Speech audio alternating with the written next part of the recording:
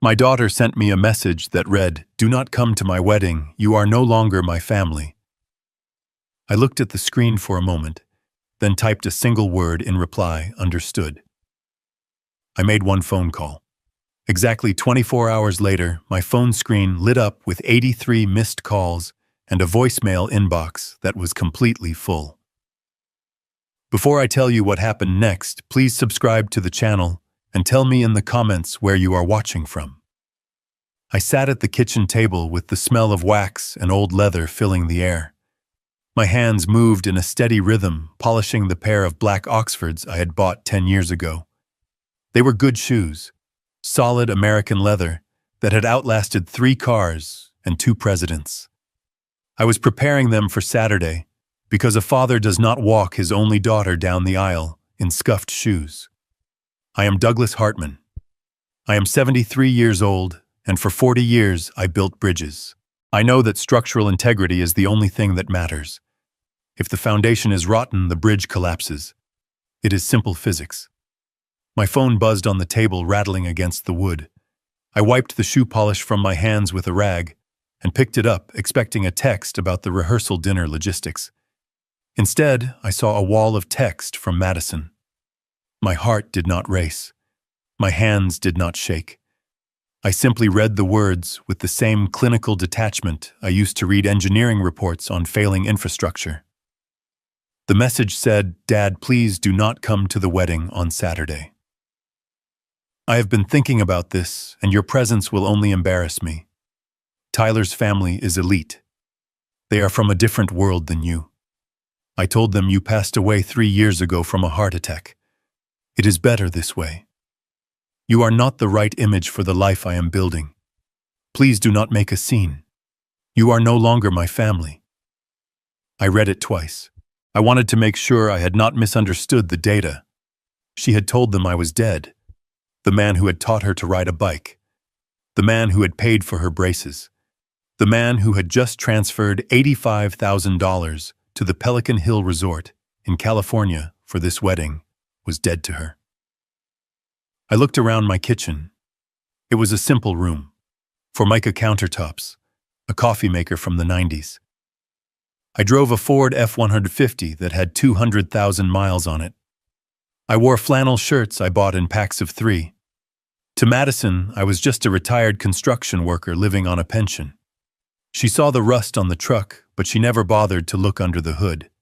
She did not know about the $4.5 million sitting in my retirement accounts and land investments. She did not know because I never felt the need to flash wealth. I believed in being rich, not looking rich. I picked up the framed photograph on the sidebar. It was Madison and me at her college graduation. She was smiling that bright smile that I now realized was a mask. I looked at it for 5 seconds. Then I walked to the trash can and dropped it in. The glass cracked against a chicken bone from last night's dinner. I sat back down and typed my reply. Understood. Then I hit send. I did not cry. Tears are for people who have hope, and my hope had just evaporated. Now there was only calculation. I looked at the clock. It was 1 in the afternoon on a Wednesday. The wedding was Saturday. I had time, but I had to be precise. I opened my contact list and found the number for Zoe, the wedding planner Madison had hired. She was a high-energy woman who charged 15% of the total budget and used words like aesthetic and vibe too much.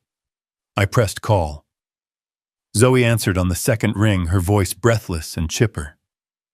"Hi, Douglas. I am so glad you called. We are finalizing the floral arrangements for the archway, and Madison wanted to upgrade to imported orchids. It is only an extra $4,000, I interrupted her.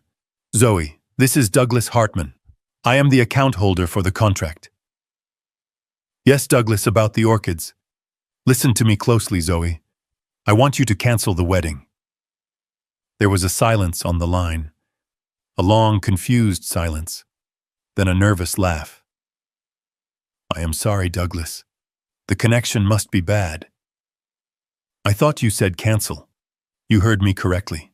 Cancel the venue. Cancel the catering. Cancel the flowers. cancel the band. I want it all shut down immediately. But sir, the wedding is in 3 days.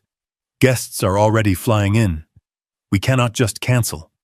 The cancellation fees will be astronomical. You will lose 50% of the deposit.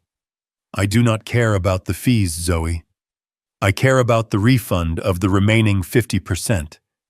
I want it back in my account by 5 o'clock this afternoon, or I will have my lawyer Leonard Weiss contact you regarding breach of contract. I signed the check, Zoe. I control the event. But Madison, she will be devastated. Does she know? Madison is dead to me, just as I am apparently dead to her. Process the cancellation. Zoe, now. I hung up the phone while she was still stammering. I could imagine her panic. She was watching an $85,000 commission dissolve in real time. But that was not my problem.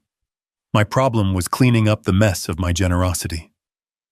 I remembered the day Madison had come to me 6 months ago. She sat in this very kitchen crying crocodile tears. She told me Tyler was the one. She told me she wanted a fairy tale. She said, "Dad, you worked so hard your whole life, can't you just do this one thing for me?" I had hesitated. It was a lot of money. But I looked at her and saw my little girl. I ate bologna sandwiches for lunch for a month just out of habit to justify the expense in my head. I thought I was buying her happiness. I was just buying her a stage to perform on. I picked up the phone again. Next on the list was the travel agent. We had booked a 2-week honeymoon to the Maldives. First-class tickets. Overwater bungalow. $20,000. It was my wedding gift to them. The agent answered. "This is Douglas Hartman. Reference number 4492 Alpha. Cancel the entire itinerary. Sir, those tickets are non-refundable. I know. I do not want the money back. I just want the tickets voided. I want to ensure that if anyone tries to board that plane under those names, the system flags them as invalid. Do you understand?" "Yes, sir. We can cancel the reservation." "Good. Do it." I hung up. That was $20,000 set on fire. It felt satisfying. It felt like burning a bridge to stop an invading army. My final call was to the bank. I had given Madison a supplementary credit card 2 years ago. I told her it was for emergencies. Car breakdowns, medical copays. Last month, the bill had shown $3,000 at a luxury handbag store. When I asked her, she said it was an investment for her career in marketing. I had let it slide. I always let it slide. I dialed the fraud department. "This is Douglas Hartman. I want to report a card as compromised. No, not stolen. Compromised by bad judgment. I want to close the supplementary account ending in 4588. Effective immediately. Yes, decline all pending charges." When I hung up the phone, the house was silent. The ticking of the wall clock seemed louder than usual. I looked at the shoes on the table, one gleaming black, the other still dull and matte. I picked up the rag and started polishing the second shoe. I would not be needing them for a wedding anymore, but a man takes care of his tools. I walked to the cabinet and bypassed the good scotch I was saving for the toast. Instead, I grabbed a bottle of red wine from the grocery store that cost $9. I poured a glass and sat in my recliner. The television was off. I just sat there watching the dust motes dance in the afternoon light. I knew what was coming. I knew the physics of the situation. I had just removed the support pillars from a very expensive structure. Gravity would do the rest. It would take time for the information to travel. Zoe would have to call Madison. The travel agent would send the cancellation email. The credit card would be declined at whatever brunch spot she was sitting in right now. I took a sip of the cheap wine. It tasted like vinegar and iron. It tasted like freedom. I turned my phone off and placed it on the side table. I closed my eyes and let the silence wash over me. I thought about the little girl who used to run to the door when I came home from construction sites, her hands reaching for my helmet. I mourned her. That little girl was gone. She had been replaced by a stranger who was ashamed of my calloused hands. The sun went down. I made myself a grilled cheese sandwich. I read a book about the history of the Hoover Dam. I slept soundly for 8 hours. When I woke up the next morning, I made coffee. I sat on the porch and watched the sunrise. Then I walked back inside and turned my phone on. The device vibrated so hard it nearly danced off the table. Notifications flooded the screen in a chaotic stream. 83 missed calls. 150 text messages. The numbers were staggering. I scrolled through them. The progression of emotions was fascinating. It started with confusion. Dad, Zoe just called me and said there is a mistake with the venue payment. Call her, please. Then it moved to panic. Dad, why are you not answering? The travel agent sent a cancellation notice. What is happening? Then came the anger. Are you insane? You cannot do this. Pick up the phone right now.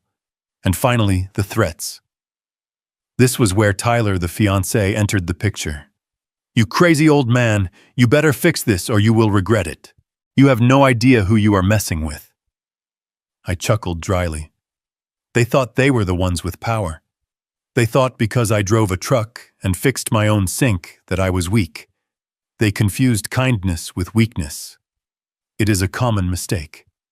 I opened a text from Madison sent at 3 in the morning. You are ruining my life. How could you be so selfish? I hate you. I put the phone down and took a sip of coffee.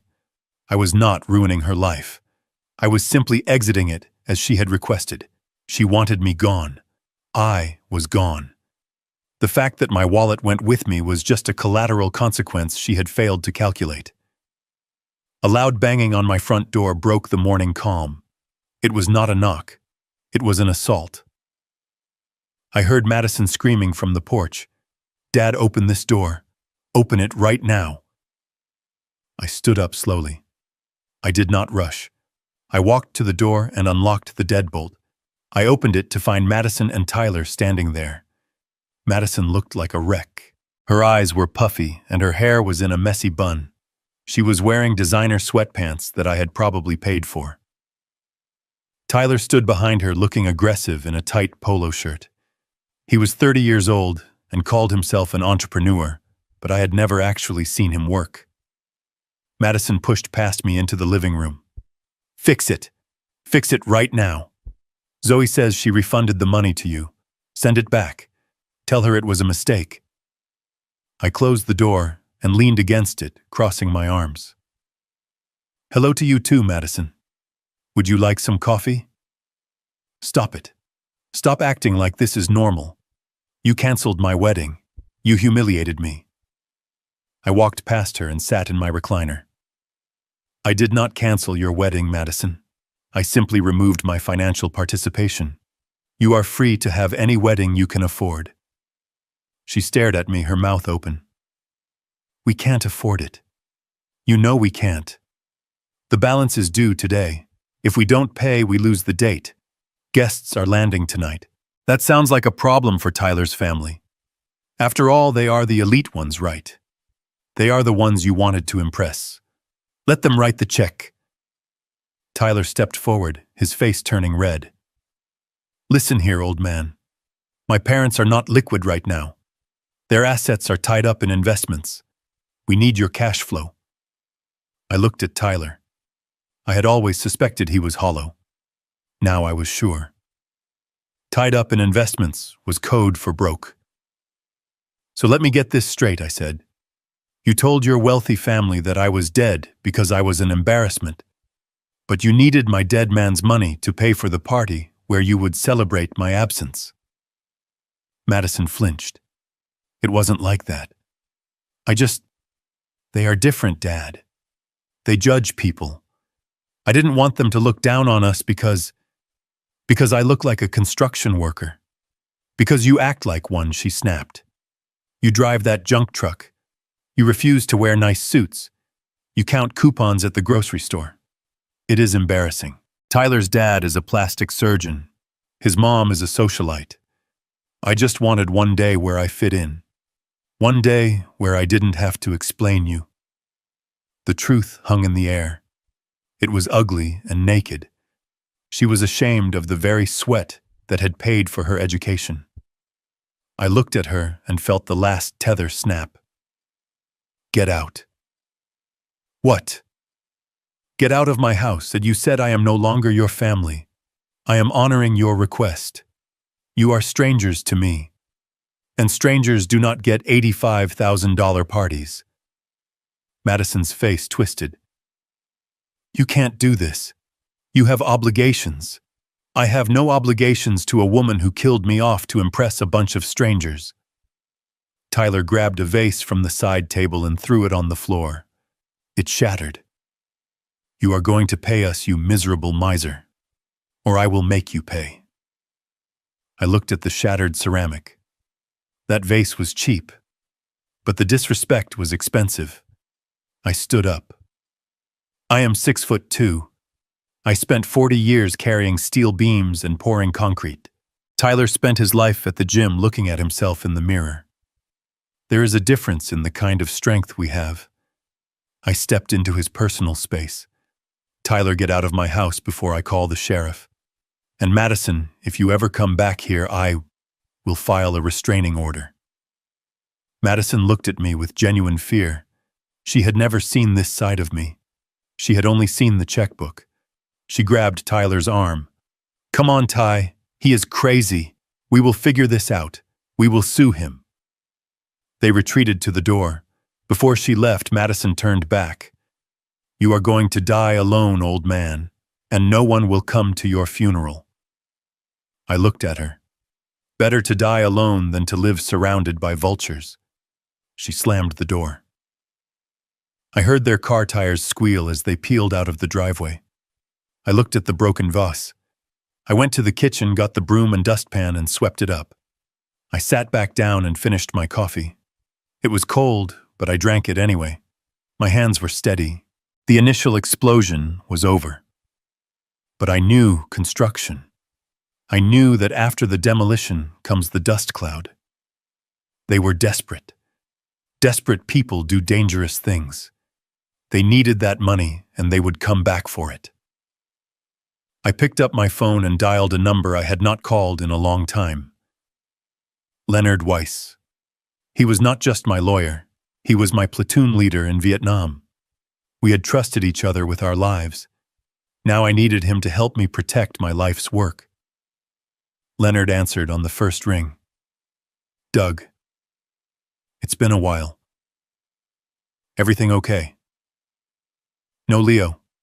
I need you to open a file. I need a full background check on a man named Tyler Donovan and his parents. And I need you to prepare a defense strategy. What kind of defense, Doug? The kind against family. My daughter just declared war on me, and I intend to win. Leonard didn't ask questions. He just said, I'm on it. I'll have the dossier by tomorrow. I hung up. I was not just a retired man anymore. I was a general engaging in a new campaign. The enemy was at the gates, and they were loud and stupid. But I had the high ground. I had the truth, and I had the money. And I was about to teach them that you do not bite the hand that feeds you unless you want to starve. I went to my computer and pulled up the security camera feed. I saw them driving away. I saved the clip of Tyler breaking the vase. Evidence. Everything was evidence now. The game had changed. They wanted a show. I would give them one. But it wouldn't be the wedding they expected.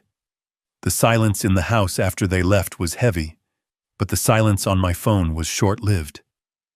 Less than an hour after I kicked Madison and Tyler out, the device began to vibrate again across the coffee table. It was a different kind of rhythm this time. It was not the chaotic panic of the morning. It was a steady, calculated bombardment. I picked it up and adjusted my glasses. I did not just read the messages, I dissected them. I looked for the strategy behind the words, because I knew my daughter, and I knew she was not smart enough to come up with this on her own. This had Tyler's desperate fingerprints all over it. The first new message was from Madison. It read, "Dad, we are worried about you. You were acting so erratic today. You were violent. That is not like you. We think you might be having an episode." I stared at the screen and felt a cold appreciation for their tactics. They were pivoting. They realized that anger would not unlock my bank account, so now they were trying to construct a narrative. They were laying the groundwork to question my sanity. They wanted to paint me as a confused, violent old man who needed a guardian who would naturally control the checkbook. I did not reply. I swiped to the next message. It was a photo. A blurry picture of me standing in the doorway earlier that morning, pointing my finger at Tyler. From that angle, I looked aggressive. I looked unhinged. Below the photo was a caption from Tyler. "It would be a shame if social services saw how unstable you have become, Douglas. We just want to help you manage your assets before you hurt yourself."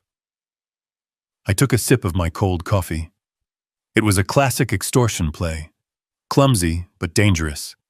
They were threatening me with the one thing society fears for the elderly, the loss of autonomy. They thought the threat of a nursing home or a competency hearing would make me sign the check for the Pelican Hill Resort. They underestimated my documentation.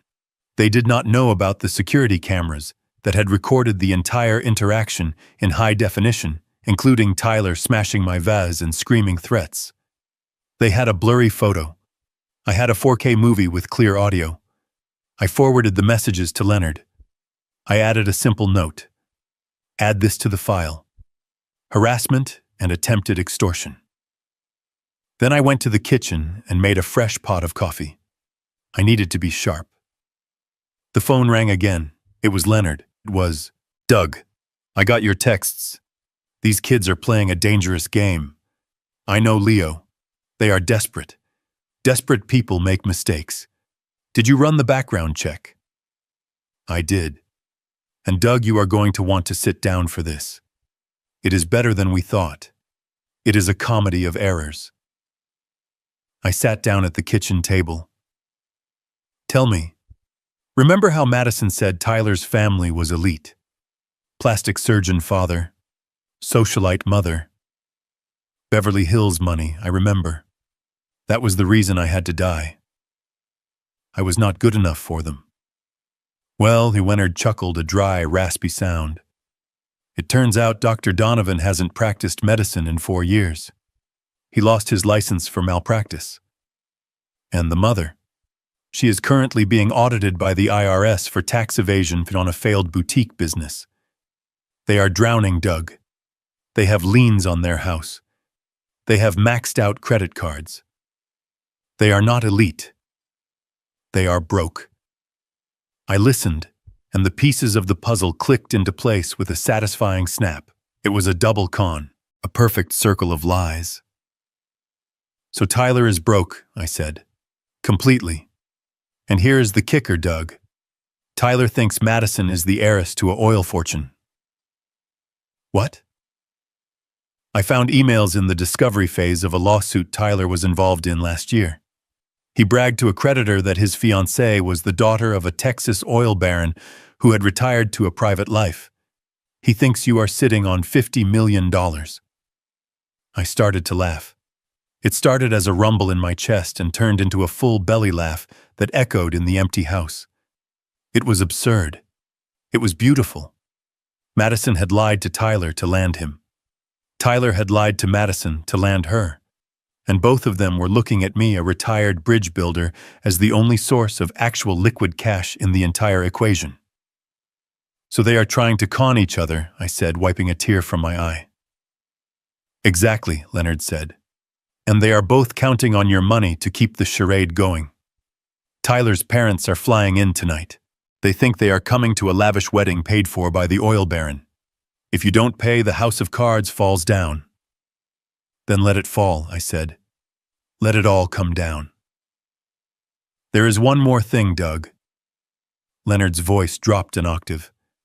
"I checked the county clerk records. Tyler applied for a marriage license 3 days ago, but he also filed a query about community property laws and spousal support in case of divorce. He hasn't even married her yet, and he is already looking at the exit strategy. He is a predator, I said, my voice hardening. Yes. And right now you are the prey. They are coming for you, Doug. They have nothing to lose. I hung up the phone and looked at the screen again. Another message from Madison. Dad, please. Tyler's parents land in 4 hours. We need to pay the venue rebooking fee. Just transfer $10,000. That's all we need for today. We can discuss the rest later. Please. I don't want to be humiliated. I looked at the plea. She did not want to be humiliated. She had told a room full of strangers I was dead. She had erased my existence to upgrade her social status. And now she wanted me to finance the lie. I typed a reply. I am sorry. I cannot transfer money. My accounts are frozen pending an investigation into elder abuse and attempted extortion. I have been advised by my lawyer to cease all financial activity until the competency hearing you threatened me with is resolved. I hit send. It was a lie, of course. My accounts were fine, but I wanted them to feel the walls closing in. I wanted them to know that their own threats were the reason they were going to starve. I stood up and walked to the window. The sun was high now. The world looked bright and normal outside. But inside, the game had shifted. I was not just defending myself anymore. I was preparing a trap. I knew they wouldn't stop. They couldn't. They had guests arriving. They had lies to uphold. They would try something drastic. And when they did, I would be ready. I picked up my car keys. It was time to go shopping. Not for a tuxedo, but for a new suit. If I was going to crash a wedding of liars, I needed to look like the oil baron they claimed I was. I was going to walk into that rehearsal dinner, and I was going to burn their fantasy to the ground with the truth. The banging on the door was not a request for entry. It was a demand for submission.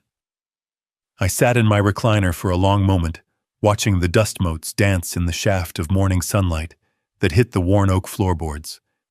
The wood was scratched from years of work boots and dog claws, a history map of a life lived, not performed.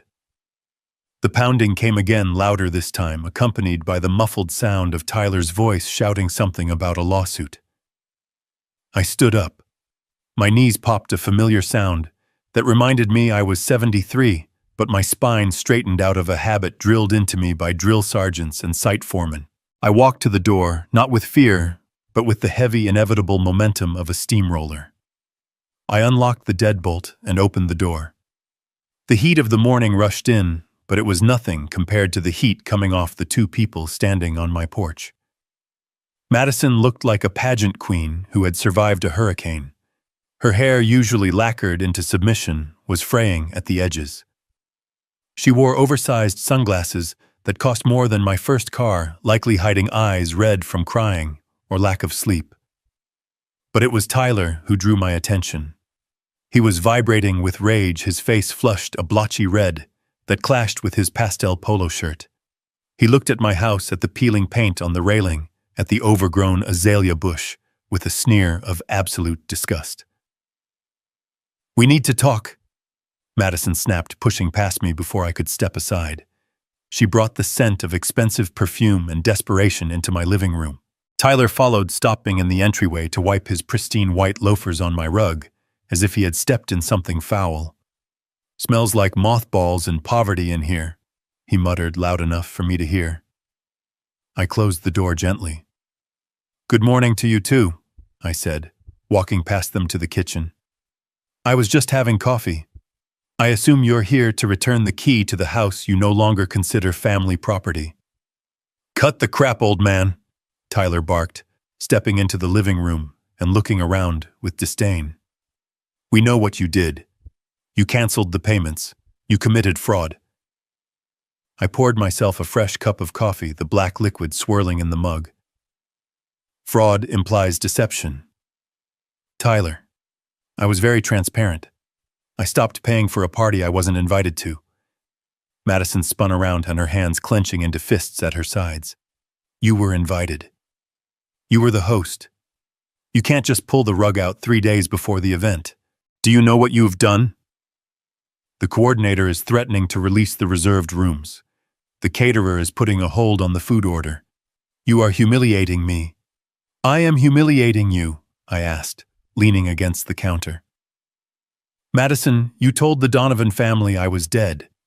You erased 40 years of fatherhood with a single lie because my job title didn't fit your narrative. You didn't want a father. You wanted an ATM ghost. It wasn't like that, Madison screamed, her voice cracking. You don't understand their world, Dad. Tyler's mother. She's a DAR member. His father golfs with senators. If I told them my father was a retired construction worker who lives in a shack like this. She gestured vaguely at my cozy, paid-off living room. They would have judged me. They would have thought I was after their money.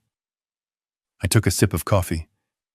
So to prove you weren't after their money, you used my money to pretend you had your own. That is a fascinating logic loop. Tyler stepped forward, puffing out his chest. He was a gym rat, all glamour muscles and no functional strength. Look, Doug, we get it. You're hurt. You got your feelings bruised. Boo-hoo. But this is business now. Contracts are signed. Guests are in the air. You have a contractual obligation to see this through. I have a contract with the vendors, I corrected him. A contract I terminated. I have no contract with you, Tyler. In fact, I barely know you. I know you like imported beer and you drive a leased BMW, but I don't know a single thing about your character. Although standing here in my living room insulting my home, I'm starting to get a pretty clear picture.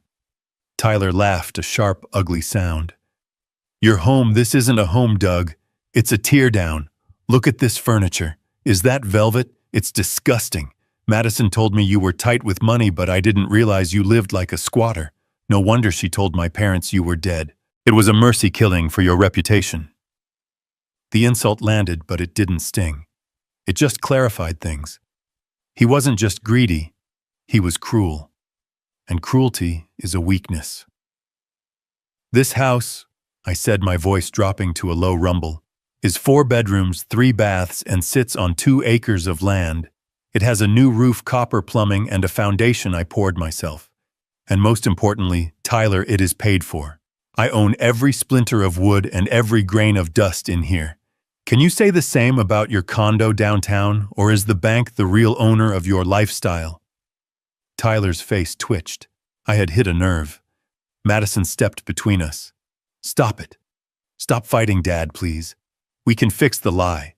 We can say you were in a coma, or you were away on business and we lost touch. We can spin it. Just pay the vendors. Please.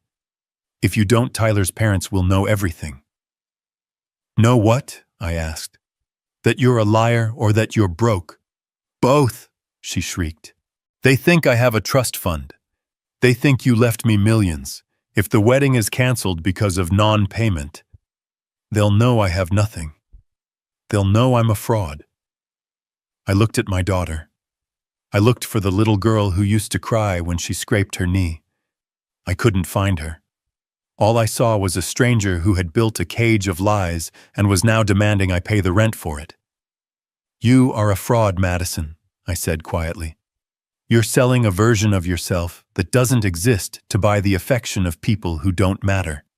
And you're asking me to pay the price tag. It's for my future, she argued. Tyler is going to be huge. His tech startup is about to launch. We just need to get through this wedding, secure the network, and we'll be set. You're investing in us. I looked at Tyler. What startup? The one selling nutritional supplements on Instagram, or the one consulting for brand synergy? I looked you up, son. You haven't filed a tax return with a profit in 5 years. Tyler's eyes went wide. You investigated me. I did. I wanted to know who my daughter was killing me off for. Turns out I died for a man who has a credit score lower than my age. Tyler snapped. He grabbed the porcelain vase sitting on the mantel, a gift from my late wife, blue and white delicate china, and hurled it at the floor. It exploded into 1,000 shards, the sound ringing like a gunshot in the small room. You think you're better than me? Tyler screamed, spit flying from his mouth. You're nothing. You're a dirt digger. I have vision. I have potential. You just have a pile of dirt and a sad little life. I looked at the shattered vase. It was just a thing. Things break. But the disrespect, the violence in my sanctuary, that was something else. I set my coffee mug down on the counter with a deliberate click. That vase, I said, my voice devoid of emotion, was your one free pass. You just used it. I walked toward them. I didn't rush. I didn't raise my hands. I just walked with the weight of a man who has moved mountains of earth. Tyler flinched. He expected a fight. He expected me to swing. He didn't know how to handle a man who simply advanced like a glacier. Get out, I said. We're not leaving until you write the check. Tyler spat, though he took a step back. You are leaving because you just committed property damage and are currently trespassing, I said. And because if you don't leave in the next 30 seconds, I am going to call my friend, Sheriff Miller. And unlike your connections, Sheriff Miller actually picks up my calls. Madison grabbed Tyler's arm. She saw something in my face that Tyler was too stupid to recognize. She saw the end. Let's go, Ty, she whispered. He means it. I'm not afraid of this old man, Tyler blustered, but he let her pull him toward the door. You should be, I said. Not because I'm going to hit you, but because I'm the only person in this room who deals in reality. And reality is coming for you, Tyler. It's coming fast. They stumbled out onto the porch. The morning sun hit them, exposing the cheap fabric of Tyler's shirt and the frantic sweat on Madison's brow. They looked small. They looked like children playing dress-up in clothes that didn't fit. You'll regret this, Madison screamed from the driveway, her voice shrill and ugly. You're dead to me, for real this time. I know, I said, standing in the doorway. I've been dead for 3 years, remember. Rest in peace, Madison. I slammed the door. I locked it. Then I leaned my forehead against the cool wood and took a deep breath. My heart was beating slow and steady. The adrenaline was there, but it was cold. I turned back to the living room. The shards of my wife's vase were scattered across the floor, glittering in the sun. I didn't feel sadness. I felt clarity. The last link was broken. The vase was gone, and so was the illusion that I could save my daughter from herself. I went to the closet and got the broom. As I swept up the pieces of the past, I formulated the plan for the future. They wanted a war. They wanted to talk about money and status and power. Fine, I would speak their language. But I would do it with the vocabulary of a man who knows where the bodies are buried because he dug the holes. I pulled out my phone. I didn't call the sheriff. I called Leonard. It was time to stop defending and start attacking. If they wanted to play rich elite, I was going to invite them to the most expensive lesson of their lives. The silence in the house after the front door slammed was heavy, but it was the kind of heaviness I was used to. It was the weight of a job site after the crew had gone home and you were left alone to inspect the pour. I walked to the kitchen and poured the rest of the cold coffee down the sink. I watched the brown liquid swirl and vanish just like the image of the father I thought I was. My phone rang on the counter. It was Leonard. I picked it up. I didn't say hello, I just said, "Tell me everything, Leo." Leonard Weiss has a voice like gravel in a cement mixer. He does not sugarcoat. He does not pause for dramatic effect. He gives you the specs and lets you decide if the building will stand. Doug. Are you sitting down? He asked. I am standing, Leo. Just give it to me. All right. I dug into the background of the Donovan family like you asked. But before we get to them, we need to talk about you, or rather the version of you that exists in the mind of Tyler Donovan and his parents. What are you talking about? I found a digital footprint, Doug. It seems Madison didn't just tell them you were dead. She created a legacy. According to a fake obituary posted on a genealogy site 3 years ago, and several social media posts from her archived accounts. You were not a construction contractor. You were a silent partner in a Texas oil consortium. You died of a heart attack on your ranch, leaving behind a vast fortune held in a blind trust for your only daughter. I felt my grip on the phone tighten until the plastic creaked. Oil. She had turned 40 years of sweating in the sun, pouring concrete, and calculating load-bearing walls into a fantasy about oil. It was not just a lie. It was an erasure. She had looked at my life, at the honest work that put food on her table and clothes on her back, and she had decided it wasn't enough. It wasn't shiny enough. She reinvented me, Leo, I said, my voice low.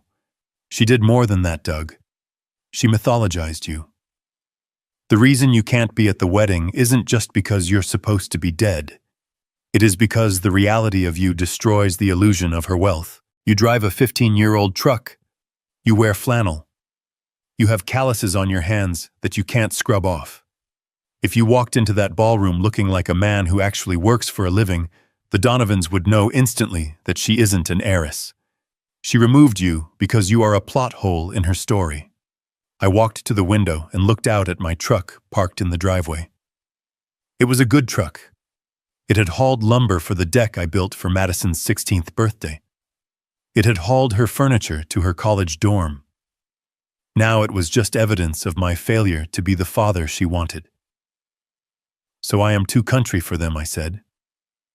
I am too blue-collar. Exactly, Leonard said.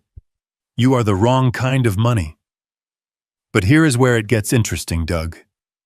Here is the twist that makes this whole thing a tragedy of errors. I am listening.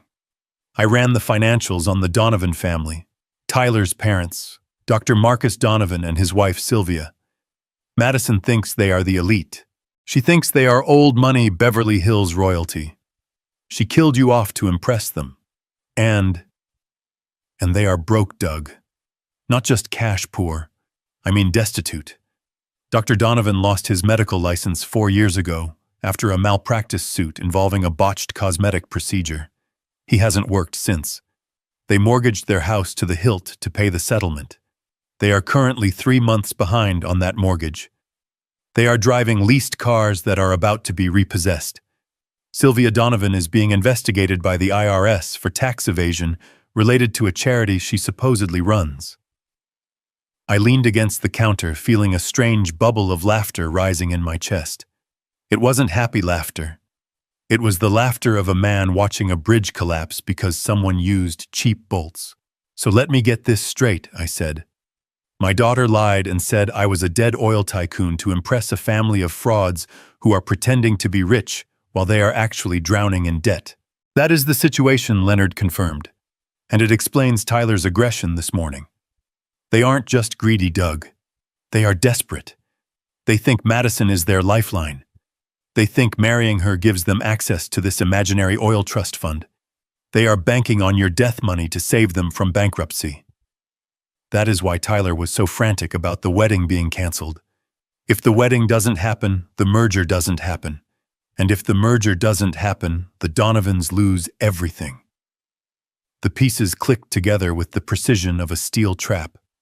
It was a double con. Madison was conning them to gain status. They were conning her to gain solvency, and I was the only person in the entire equation with actual liquid assets. I was the bank they were all trying to rob, but none of them had the combination because they were too busy lying to each other. This is incredible, I whispered. They are all wolves trying to eat each other. And you are the sheepdog, Doug Leonard said. But right now they think you are just an obstacle, a stubborn old man standing in the way of their payday. They don't know, you know. No, they don't, I said. They think I am just hurt. They think I am lashing out because my feelings are bruised. They have no idea I see the whole board. What do you want to do, Doug? I can file a restraining order. I can send cease and desist letters. We can tie them up in court for years. No, I said. The anger I had felt earlier was gone, replaced by a cold clarity. Legal paperwork is too slow. and it is too private. They humiliated me privately, but they want to celebrate publicly. They want to have this rehearsal dinner tonight at that fancy steakhouse downtown. They want to parade around in front of their investors and friends pretending to be royalty. You want to crash the party? Leonard asked, his voice sounding intrigued. I don't want to crash it, Leo. I want to end it. But I can't walk in there as Doug the construction worker. That plays into their narrative. They will just say, I am the crazy uncle or a hired actor. Then who do you want to be? I want to be the man they invented. I want to be the oil tycoon.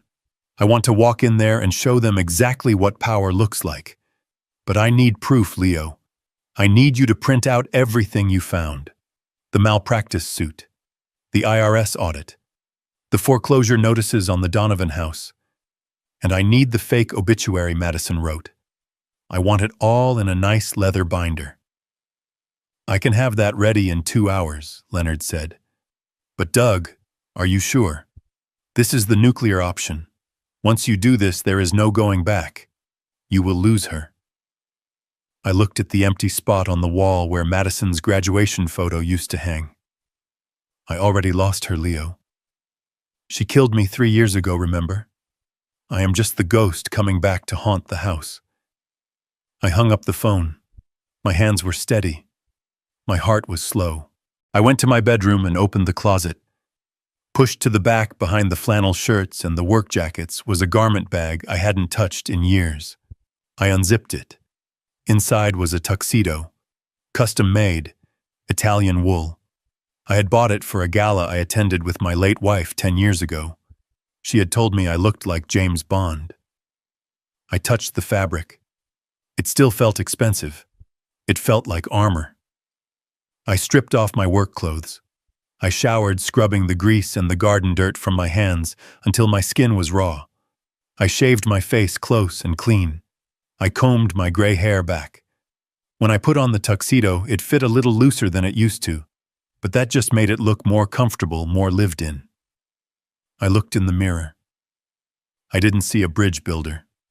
I saw a man who owned the company that bought the bridge. I was ready. They wanted a dead billionaire. They were about to get a very live one.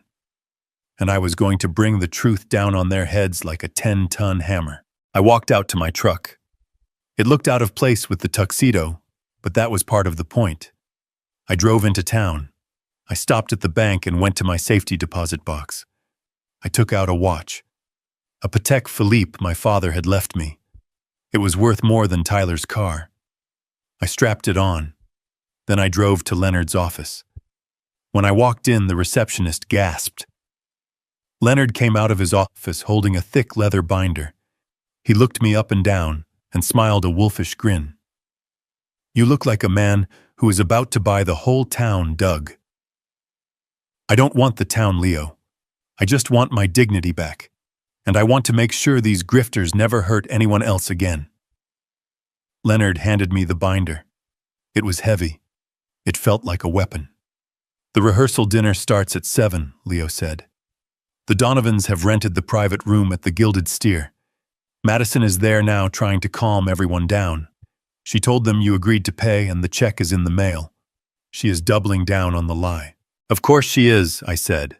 She has no other play. I took the binder and walked back to the truck. The sun was setting, painting the sky in shades of purple and bruised orange. It was a beautiful night for a reckoning.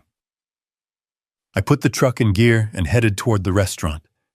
The road was smooth. The bridge I was crossing was one I had helped build 20 years ago. It was strong. It held the weight. Tonight I would find out if Madison and Tyler could hold the weight of the truth. I suspected they would crumble, and I would be there to watch the dust settle. The notification on my phone did not sound like a bell. It sounded like a gavel hitting a judge's bench. I was sitting in Leonard's office surrounded by mahogany bookshelves that smelled of dust and old contract law when the message came through. It was not a text. It was an email with a high-importance flag attached to it. The subject line read simply, "Urgent family matter regarding competency." I opened it. It was a letter drafted by a lawyer. I did not know, but whose letterhead looked expensive. It was addressed to me, but carbon copied to Madison and Tyler. The language was precise, brutal, and filled with the kind of legal violence that leaves no bruises but breaks bones. It stated that due to my recent erratic behavior, violent outbursts, and sudden irrational financial decisions, my daughter Madison Hartman was filing an emergency petition for temporary conservatorship. It claimed I was exhibiting signs of early onset dementia and paranoid delusions. It cited the cancellation of the wedding payments as evidence of financial self-harm. It demanded I surrender control of my assets to a court-appointed guardian immediately to prevent further dissipation of the estate. And the kicker was the final paragraph. It said that if I did not comply voluntarily by noon tomorrow, they would file a motion to have me involuntarily evaluated by the state. I handed the phone to Leonard. He read it without blinking. His face was a map of deep lines and cynicism carved from 40 years of watching families destroy each other over money. "This is the nuclear option, Doug," he said quietly, handing the phone back. "They are not just trying to get the wedding money anymore. They are trying to erase you. They want to invalidate your personhood so they can assume legal ownership of your checkbook." I felt a coldness spread through my chest. It was the feeling of standing on a frozen lake and hearing the ice crack beneath your boots. Madison was not just a spoiled child throwing a tantrum. She was an adversary.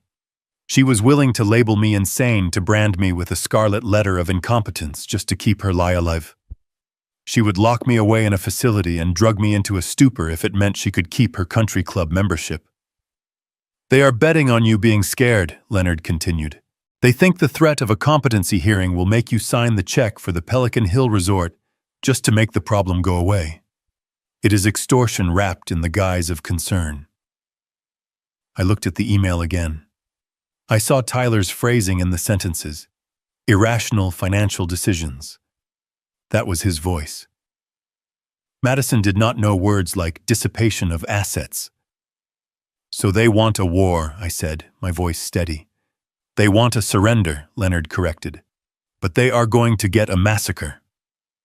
He opened the leather binder on his desk. It was thick, filled with the results of his 24-hour deep dive into the Donovan family. "Let's look at the people who are questioning your sanity, Doug. Let's look at the pillars of society Madison is so desperate to impress." He slid a photo across the desk. It was a mugshot. It was Dr. Marcus Donovan Tyler's father. He looked younger in the photo, less gray, but the arrogance was the same. "DUI and possession of a controlled substance 4 years ago," Leonard said, tapping the photo. "That is why he lost his medical license. It wasn't just a botched surgery. He was high on prescription painkillers in the operating room. He pleaded down to avoid jail time, but he is uninsurable. He hasn't earned a legal dollar since 2019. He slid another document across. "A foreclosure notice. This is their house in Beverly Hills. It is not owned by them. It is owned by a holding company that is currently evicting them for 12 months of non-payment. They are squatting in a mansion, Doug. They have been dodging the process server for weeks." And the mother I asked. "Sylvia Donovan. She runs a charity called the Golden Heart Foundation. Supposedly it raises money for underprivileged children in the arts." Supposedly. According to the IRS filings, Leonard said, smiling, a shark smile, 90% of the donations go to administrative costs. Salary for the director, travel expenses, galas. She is using the charity as a personal piggy bank to fund her lifestyle. The feds opened an investigation 2 months ago. She is not just broke, Doug. She is looking at federal prison time for wire fraud. I sat back in the leather chair. The picture was complete. They were drowning. All of them. The Donovans needed Madison's imaginary oil money to pay their legal bills and save their house. Madison needed the Donovans' imaginary status to validate her existence. It was a circle of parasites trying to feed off a host that didn't exist. And now they want to declare me incompetent because I closed the tap, I said. Exactly. If they control you, they control the mythical millions Madison told them you have. They are desperate, Doug, and desperate people get sloppy. My phone buzzed again. It was not an email this time. It was an alert from my home security system. Motion detected in the master bedroom. I pulled up the app. The camera feed was grainy, but clear enough. I saw a figure moving through my bedroom. It was Madison. She was wearing a hoodie pulled up over her head, but I knew her walk. I knew the way she held her shoulders. She was ransacking my room. She was pulling drawers out of the dresser, dumping my clothes on the floor. She was looking for something specific. "She is in my house," I said, showing the screen to Leonard. "She is looking for the money," Leonard said. "Or the documents. She needs proof of the trust fund to show the Donovans.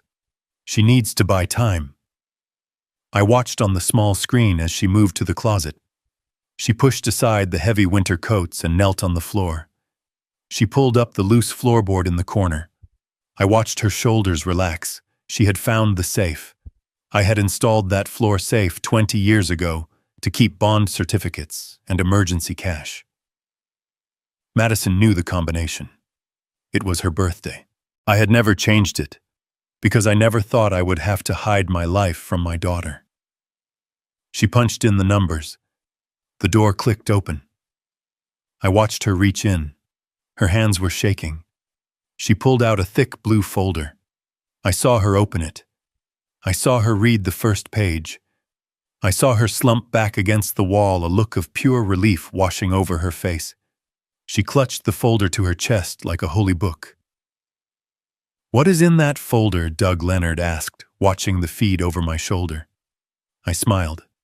It was a cold smile. "That is the decoy, Leo. I put it there this morning before I left. I knew she still had a key to the back door. I knew she would come." "What does it say?" "It contains a set of forged trust documents I printed off the internet. It outlines the Hartman Family Oil Trust.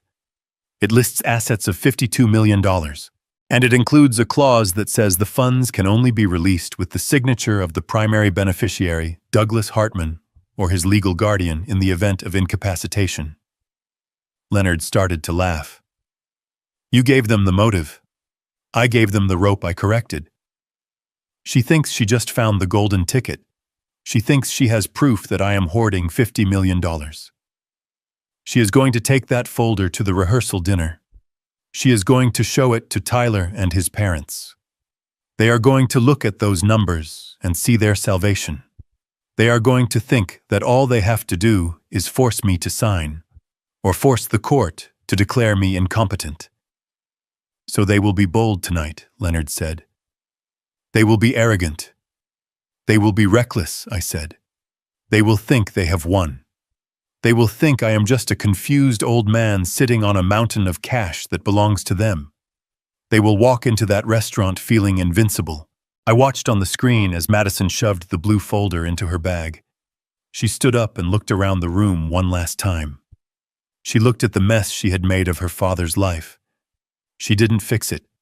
She didn't pick up the clothes. She just turned and walked out, leaving the destruction behind her. I closed the app. "She has the bait," I said. "Now we just need to close the trap." "We have everything we need," Doug Leonard said, closing the binder. "The fraud, the debts, the break-in. We have enough to send them all to jail for 10 years. I stood up. "Jail is for later. Tonight is for the truth. I want them to hear it. I want them to see it. I want to look them in the eye when the floor drops out." I adjusted my tuxedo jacket. The silk lapels felt smooth under my fingertips. I checked the Patek Philippe on my wrist. It was 6:30. The rehearsal dinner started at 7. "Let's go, Leo. I don't want to be late for my own funeral." We walked out of the office into the cooling evening air. The city lights were starting to flicker on. Somewhere in a private dining room, people were drinking champagne they couldn't pay for toasting a future that didn't exist. They were celebrating the death of Douglas the construction worker. They had no idea that Douglas the executioner was on his way. I sat in the leather chair across from Leonard Weiss, watching him organize a stack of file folders on his mahogany desk. The office smelled of lemon polish and old paper, a scent that usually calmed me, but today it felt suffocating. Leonard did not look up. He was arranging the documents with the precision of a surgeon preparing for an amputation. He placed a heavy black binder in the center of the desk and finally met my gaze. His eyes were hard and lacked their usual warmth. He looked like the platoon leader he used to be back when we were trudging through mud and trying to survive a war we didn't start. "You need to brace yourself, Doug," he said, his voice low and gravelly. "I told you the overview on the phone, but you need to see the details. You need to see the ink on the page, because if you don't, you might not believe the extent of the rot. What I found isn't just financial irresponsibility. It is a masterclass in deception." I leaned forward, resting my elbows on my knees. "I am ready, Leo. Show me who my daughter is marrying." Leonard opened the first folder. It was labeled Marcus Donovan. He slid a stack of court transcripts and financial disclosure forms toward me.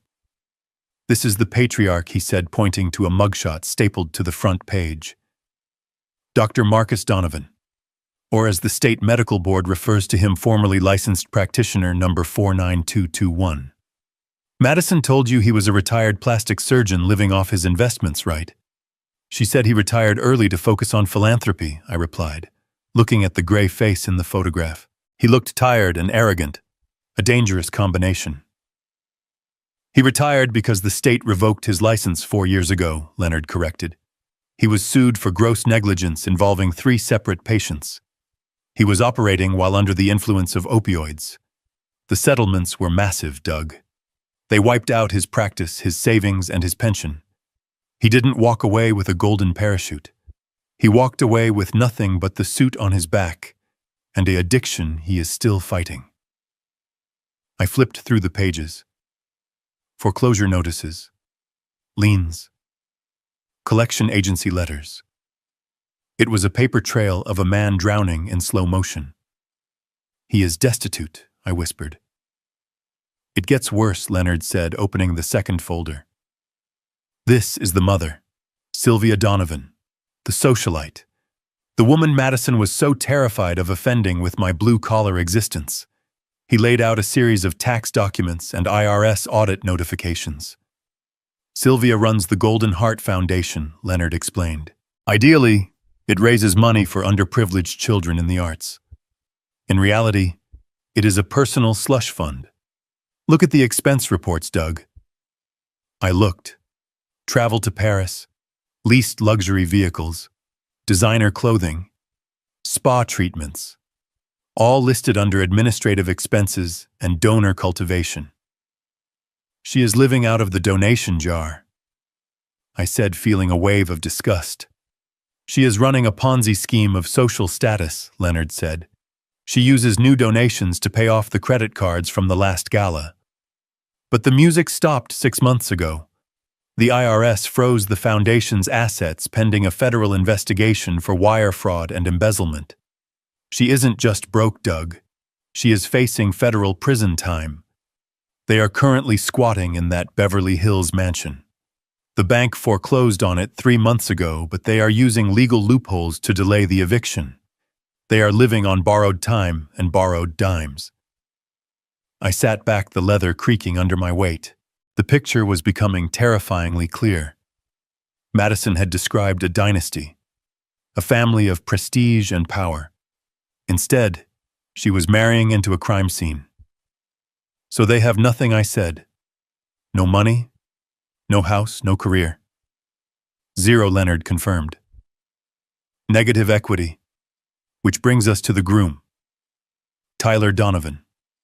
He opened the third folder. It was thinner but somehow heavier. "Tyler is the hunter, Doug. He isn't just the son of failed parents. He is the architect of their survival plan. I found these in a digital discovery dump from a lawsuit Tyler was involved in last year regarding unpaid business loans. These are text messages between Tyler and his mother." I picked up the printouts. The timestamp was from 8 months ago, right around the time Tyler met Madison. The first text from Sylvia read, "We are losing the house, Ty. Your father can't get another loan. We need a miracle." Tyler's response was chilling in its brevity. "I found one. Her name is Madison. Her father is a retired oil baron from Texas. She says he is loaded. I am going to close the deal." I felt the blood drain from my face. Oil baron. That was the lie Madison had told. She had invented a wealthy father to impress them, and Tyler had targeted her specifically because of that lie. "He thinks I am the mark," I said, my voice trembling with rage. "He thinks you are the golden goose," Leonard said. "Read the next one." I looked down. A text from Tyler sent 2 weeks ago. "Almost there, Mom. The wedding is in 3 weeks. Once we are married, I will have access to the trust fund. We can pay off the house and get the IRS off your back. The old man is stupid. He writes checks without asking questions. I just need to keep him away from the wedding so he doesn't ruin the image." I dropped the paper. It fluttered to the desk, landing on top of the mugshot of his father. It was a double con. The realization hit me with the force of a physical blow. It was a perfect storm of deception. Madison was conning them to gain social status, pretending to be an heiress so they would accept her. They were conning her to gain financial survival, pretending to be elite so she would marry their son and unlock my imaginary vault. And I was the only thing that was real, I said. "Exactly," Leonard said, leaning back. "You are the only person in this entire equation with actual liquid assets. You have $4.5 million in clean, hard-earned money. To them, you are not a person. You are a life raft. They are all drowning, Doug. Madison, Tyler, Marcus, Sylvia. They are all in the water dragging each other down, and they are looking at you on the shore thinking you can pull them all out." "But I don't have $50 million, I said. "I have a pension and some land." "They don't know that," Leonard said. "Greed filters out reality. They see what they want to see. Madison told them you were rich, so they believe it because they need to believe it. If they stop believing it, they have to face the fact that they are bankrupted and going to jail." This explains everything I said, standing up and pacing the small office. It explains why Tyler was so aggressive this morning. It explains why they threatened to declare me incompetent. They are terrified. If the wedding doesn't happen, the merger of their lies fails. If I stop paying, the illusion shatters. "Yes," Leonard said, "and that is why they are dangerous. They are cornered animals. They will do anything to keep the money flowing. That email threatening the competency hearing was just the first shot. They were hoping you would panic and sign a check just to make them stop." I walked to the window and looked out at the city street below. People were walking by, living their normal, honest lives. They had no idea that in a high-rise office above them, a man was discovering that his daughter had sold him for fool's gold. "Madison doesn't know, does she?" I asked. "She doesn't know they are broke," no, Leonard said. "She thinks she won the lottery. She thinks she is marrying into American royalty. She has no idea she is marrying into a federal indictment. She thinks she is using you to buy her way into their world. She doesn't realize they are using her to buy their way out of prison." I felt a strange pang of pity for my daughter. She was cruel, yes. She was shallow and ungrateful. But she was also walking into a trap. She was about to legally bind herself to a man who viewed her as a financial transaction. If she married Tyler, she would be liable for his debts. She would be dragged down with them. "I have to stop this," I said, turning back to Leonard. "Not just for me, for her." "You can't save her from herself," Doug Leonard warned. "She made her choices." "I know," I said, "but I can show her the truth. I can burn the fantasy down so she can see the ashes. If I let this wedding happen, I am letting her ruin her life. I might have cut her off, but I am still her father. I cannot let her marry a predator." "So what is the play?" Leonard asked. "We have the evidence. We can go to the police. We can file fraud charges." "Too slow," I said. The rehearsal dinner is tonight. They are all going to be there. The Donovans, Tyler, Madison, the investors they are trying to swindle. It is the perfect stage. You want to do it publicly? Leonard asked, raising an eyebrow. I want to do it definitively, I answered. I want to walk into that room and lay these folders on the table. I want Madison to see the mugshot of her future father-in-law. I want Tyler to see the deed to my house proving it is worth $400,000, not $40 million. I want to blow up the double con from the inside. Leonard smiled a slow, dangerous smile. He closed the binder and handed it to me. Then you are going to need this, he said. And you are going to need a suit. Because if you walk in there looking like a construction worker, they will just laugh at you. You need to look like the man they fear. You need to look like the man who holds the purse strings. I took the binder. It felt heavy in my hands. It was not just paper. It was ammunition. I have a tuxedo, I said. Good, Leonard said, standing up. I will drive. I want to see the look on Marcus Donovan's face when he realizes the game is over.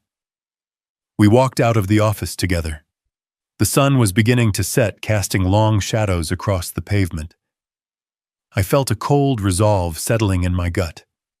I had spent my life building things, bridges, roads, foundations. I had always tried to create things that would last.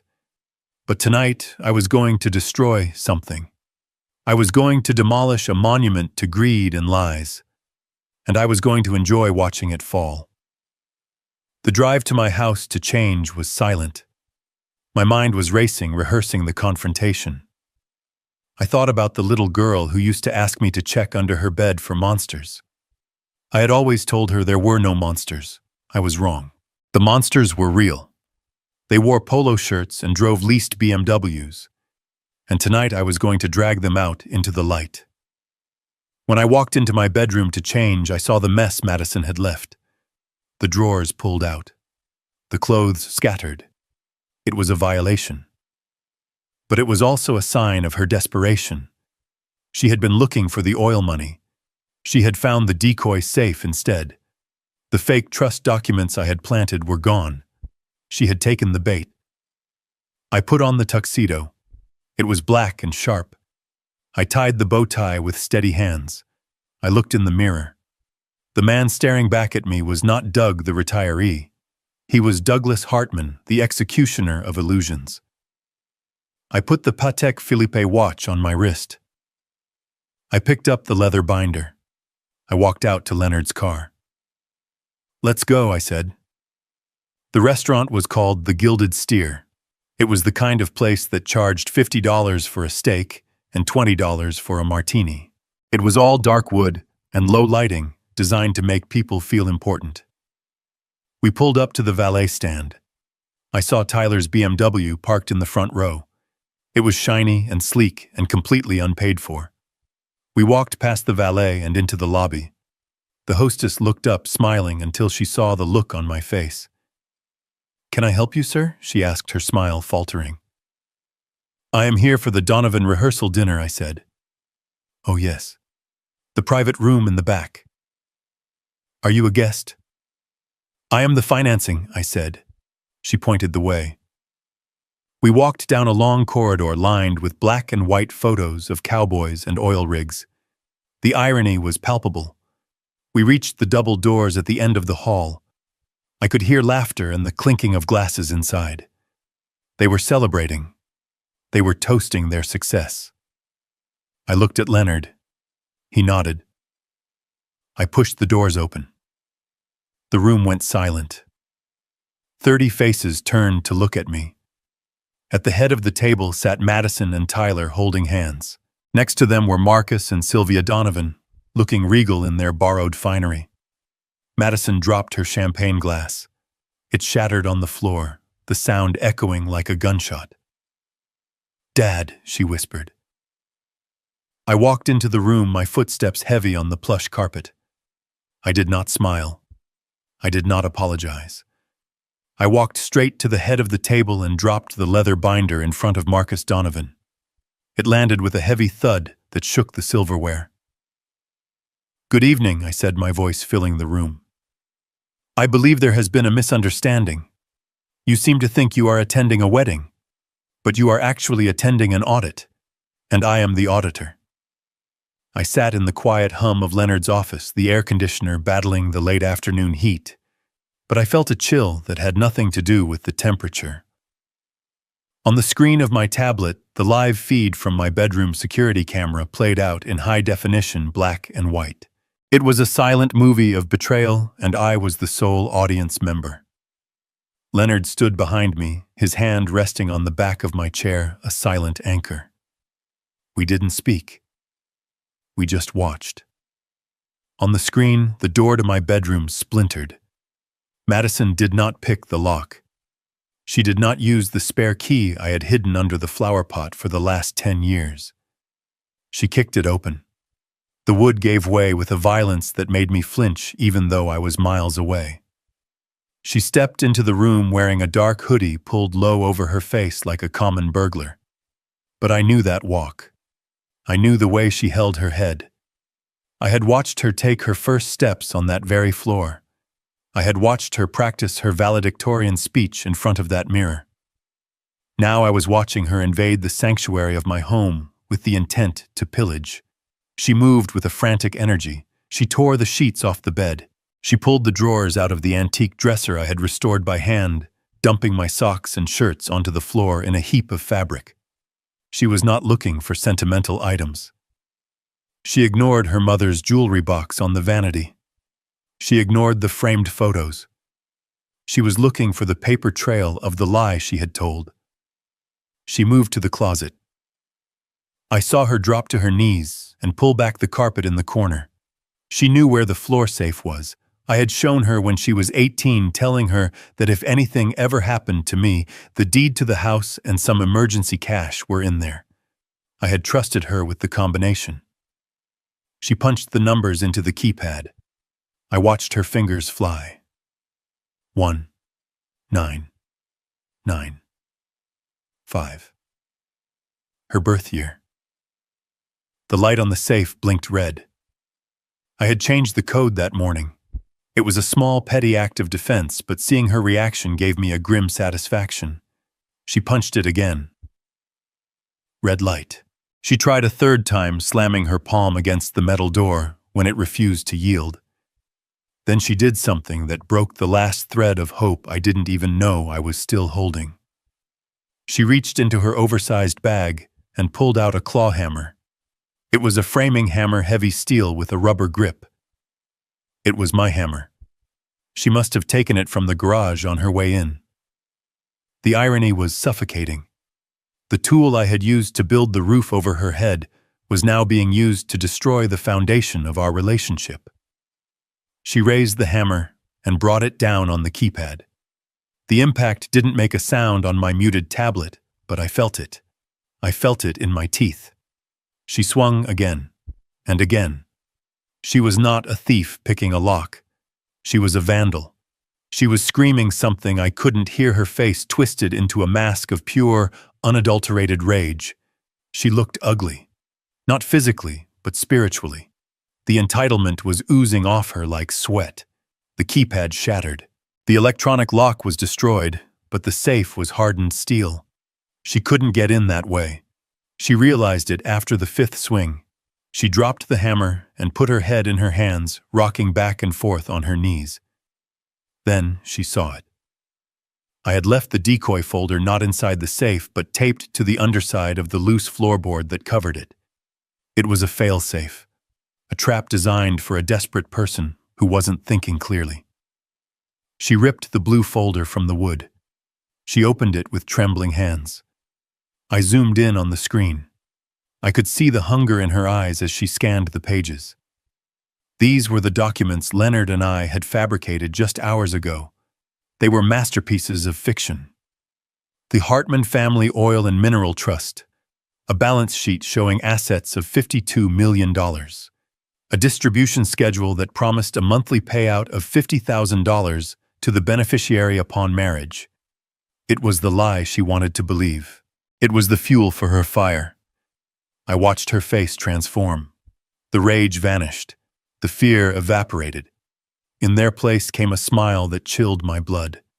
It was a smile of absolute triumph. She hugged the folder to her chest. She laughed. I saw her shoulders shaking with it. She kissed the paper. She stood up, leaving the hammer on the floor, leaving my room in ruins. She didn't look back. She walked out of the frame, clutching her prize, believing she had just won the lottery. I turned off the tablet. The screen went black, reflecting my own tired face. "She took the bait," Leonard said softly. "She took a hammer to my safe, Leo." I said, my voice sounding hollow to my own ears. "She tried to smash her way into my life because she couldn't guess the code anymore. She is desperate, Doug. And now she is dangerous because she thinks she has leverage. She thinks that folder proves you are holding out on her. She is going to take that to the dinner and wave it in Tyler's face." "Oh, I know," I said. I stood up and walked to the window, looking down at the city. I felt a strange sensation in my chest. It wasn't pain anymore. It was a cauterization. The heat of her betrayal had burned away the nerve endings. I had spent the last 3 days mourning the daughter I thought I had. I had grieved for the relationship I thought we shared.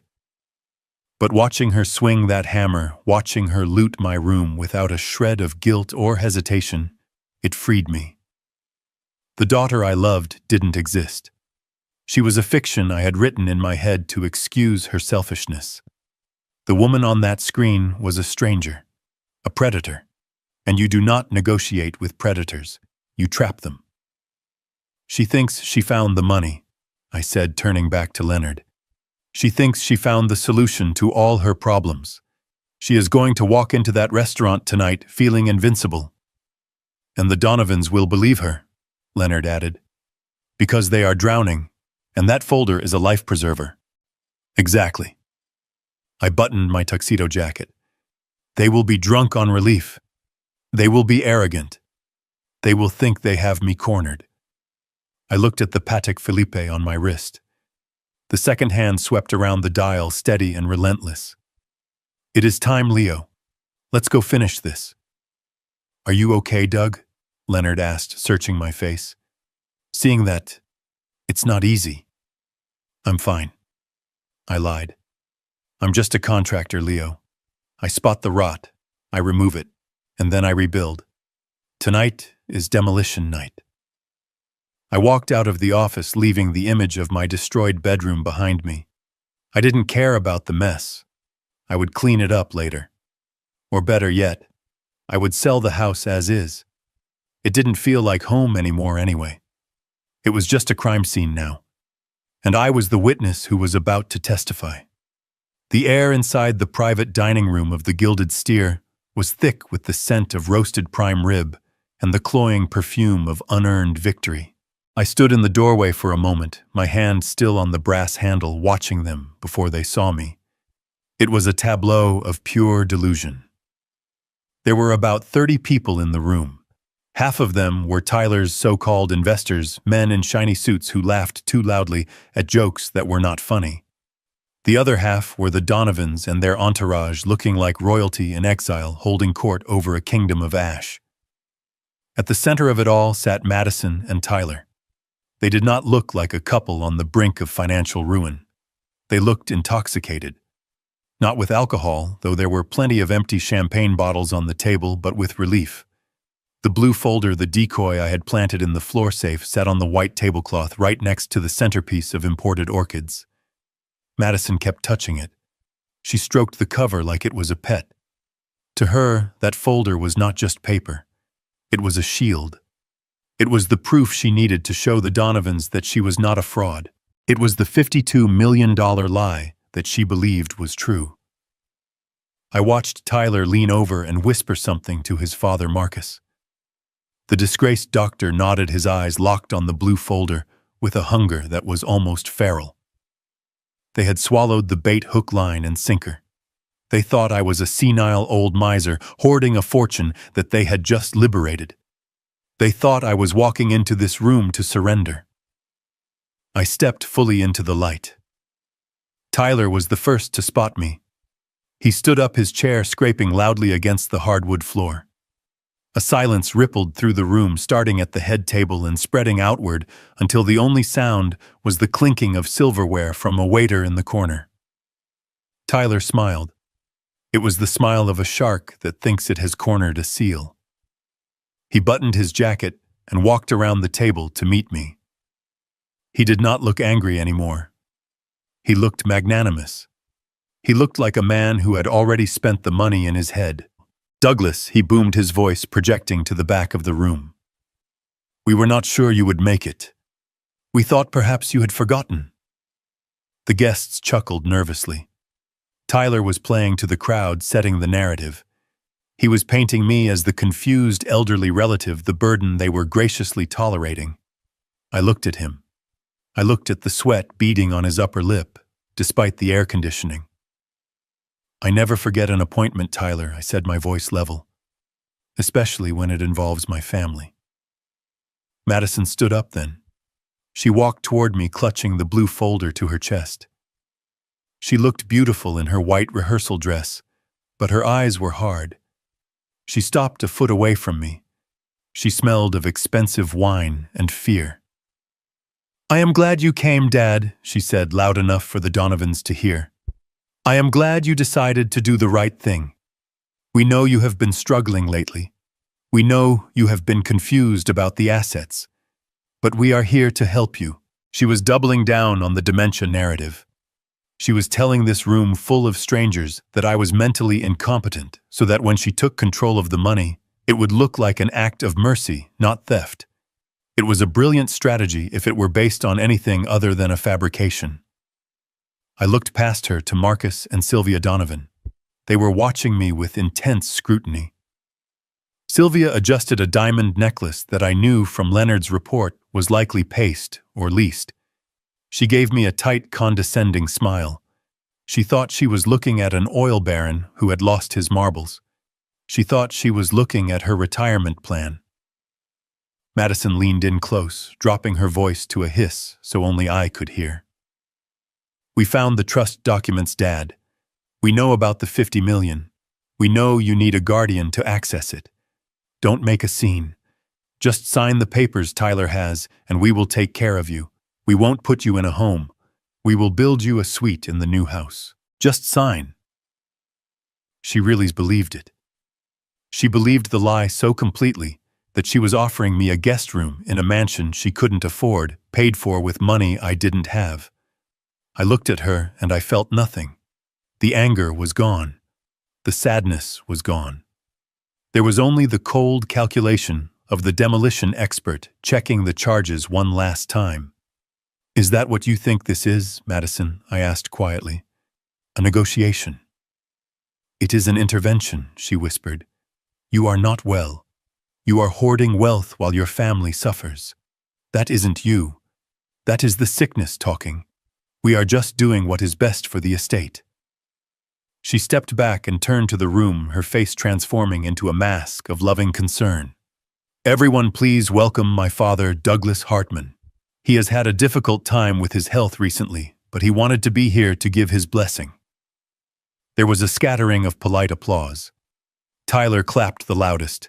He gestured for me to come to the head of the table. "Sown. Come sit, Doug. Have a drink. We have papers for you to sign later. Just a formality to transfer the venue costs and secure the trust administration. Nothing to worry about." I walked to the front of the room. I did not sit. I stood at the head of the table, looming over Marcus and Sylvia. Up close, I could see the fraying threads on Marcus's cuffs. I could see the terror behind Sylvia's heavy makeup. They were holding their breath, waiting for the transaction to close. Tyler slid a glass of champagne toward me. "To family," he said, raising his own glass. "To legacy. And to the future." I looked at the bubbling liquid.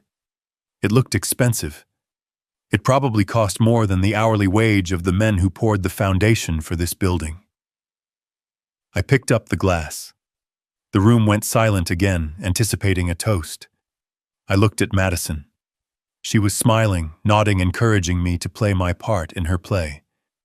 She wanted the oil baron, She wanted the eccentric billionaire. I turned to face the room. I looked at the investors. I looked at the friends. I looked at the people who had bought tickets to a show that was about to be canceled. I am not here to toast, I said, my voice carrying to the corners of the room without shouting. I am here to clarify a few accounting errors. Tyler's smile faltered. Dad, let's not do this now, he said, stepping forward. Sit down, Tyler, I snapped. The command crackled with the authority of 40 years running job sites. Tyler sat. I placed the leather binder Leonard had given me on the table. It landed with a heavy thud right next to the blue decoy folder Madison was guarding.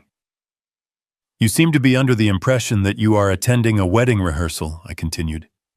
You seem to believe that you are in the presence of wealth and status. My daughter has told you that I am an oil tycoon. She has told you that I am dead or senile depending on which day you asked her. I paused. I saw Marcus Donovan stiffen. I saw Sylvia reach for her husband's hand. I am neither dead nor senile, I said. I am a retired construction contractor. I built bridges. I poured concrete. I made a good living by working hard and saving every dime. I do not have $50 million in a trust fund. That blue folder my daughter is holding is a prop. I planted it in my safe this morning because I knew she would break into my house to steal it. Madison gasped. She looked down at the blue folder as if it had turned into a snake. It is fake, Madison, I said. Just like this wedding. Just like your fiancé's career. Just like his parents' fortune. Tyler stood up, knocking his chair over. That is a lie. He is confused. Get him out of here. I opened the leather binder. I have copies for everyone, I said, pulling out the mugshot of Marcus Donovan. This is Dr. Donovan. He isn't retired. He lost his medical license for operating while high on opioids. He is currently unemployed and insolvent. I pulled out the foreclosure notice. This is the Donovan estate. It is owned by the bank.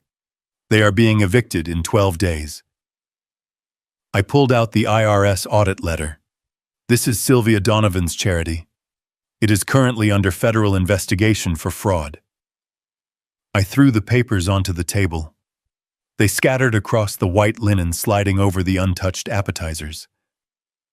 This is not a marriage, I said, looking at the stunned faces of the guests. This is a merger of debts. They are all broke. And they invited you here to watch them try to rob the only man in the room who actually paid off his mortgage. The room erupted. The valet looked at my truck with a sneer that vanished the moment I stepped out. It wasn't just the tuxedo that changed his mind. It was the way I wore it.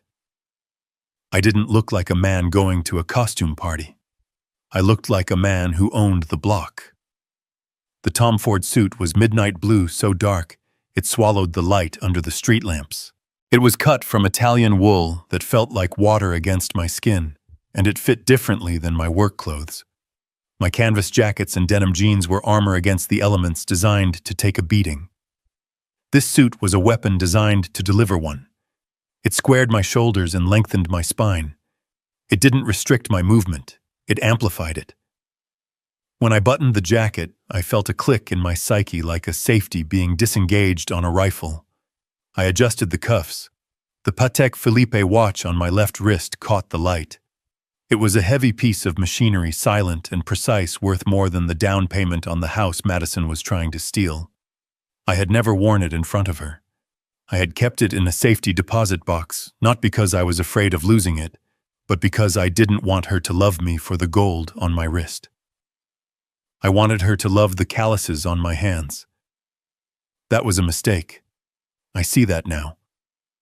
People like Madison and the Donovans don't speak the language of labor. They only speak the language of luxury. So tonight, I was fluent.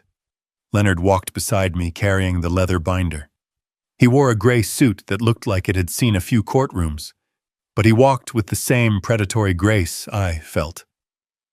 We didn't speak as we entered the Gilded Steer. We didn't need to. We were on a mission. The lobby was a temple to excess. Dark mahogany paneling, velvet drapes, a chandelier that looked like a frozen explosion of crystal. The air smelled of expensive steak and old money, or at least the imitation of old money. The hostess, a young woman with a clipboard and a practiced smile, looked up as we approached. Her eyes scanned me. She saw the cut of the suit. She saw the watch. She saw the way I didn't look around for approval. Her smile shifted from professional to deferential. "Right this way, sir," she said, before I even opened my mouth. "The Donovan party is in the executive room." I nodded. I didn't thank her. Men who own the building don't thank people for letting them in. I walked past her, my footsteps muffled by the thick Persian rugs. The hallway was long lined with oil paintings of cattle barons and oil derricks. The irony was so thick I could taste it. This was the fantasy Madison had sold them. This was the stage she had set. And I was the lead actor who had finally decided to show up for the performance. We reached the double doors at the end of the hall. They were solid oak, heavy and imposing. I could hear the hum of conversation from the other side. Laughter. The clinking of silverware on fine china. The sound of a toast being made. It was the sound of people celebrating a robbery they thought they had gotten away with. I stopped. I placed my hand on the brass handle. The metal was cool under my palm. I took a breath. Not a nervous breath. A centering breath. The kind you take before you swing the sledgehammer at a load-bearing wall, knowing that once you strike, the structure will never be the same. I pushed the doors open. The room was bathed in the soft golden glow of vintage sconces. A long table stretched down the center, covered in white linen and crystal.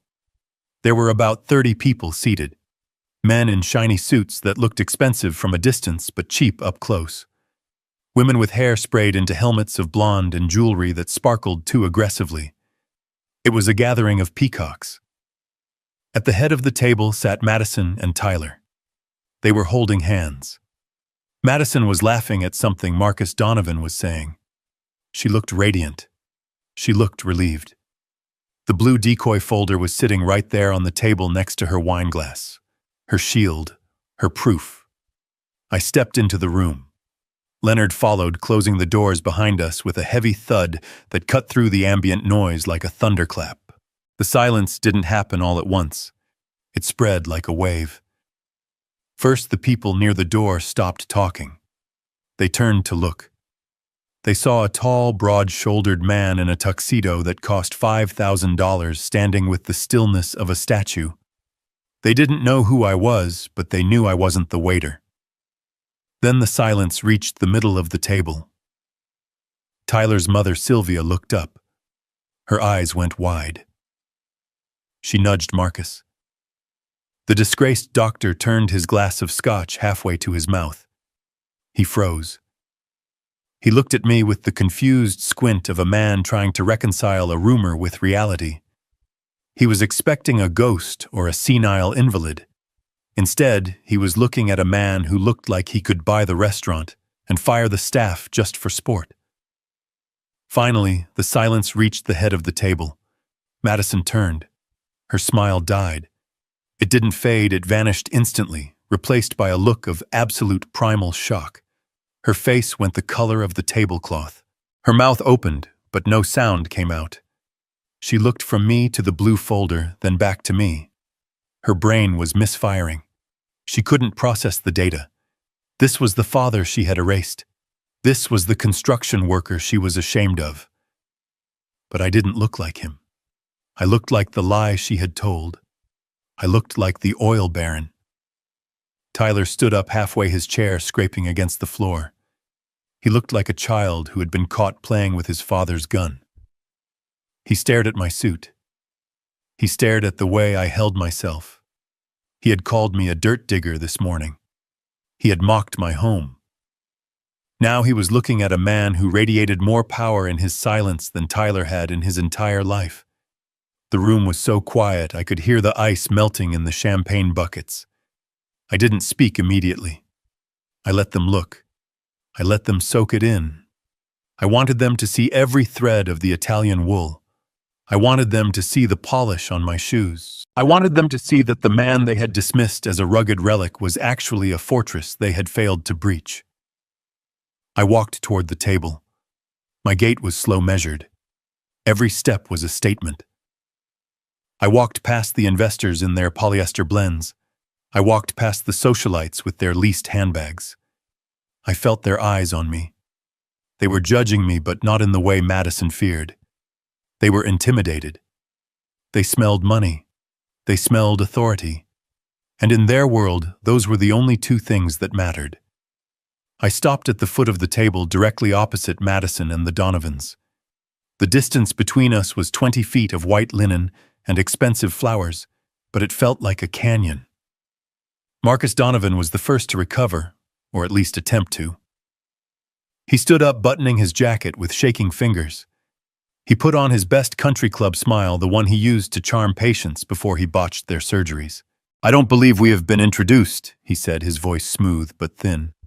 "I am Dr. Marcus Donovan, and you are." He didn't know. Madison had done such a good job of killing me off that he didn't recognize the resurrection standing in front of him. I looked at him. I didn't shake his hand. I didn't smile. "I know who you are, Marcus," I said. My voice was deep, resonant. It carried to every corner of the room without effort. "I know about the license. I know about the opioids. I know about the foreclosure." Marcus flinched as if I had slapped him. The smile dropped. His eyes darted around the room, checking to see who had heard. Everyone had heard. Madison let out a sound, a strangled whimper. "Dad," she whispered. The word hung in the air. "Dad." Sylvia Donovan gasped. She brought a hand to her throat, clutching her fake pearls.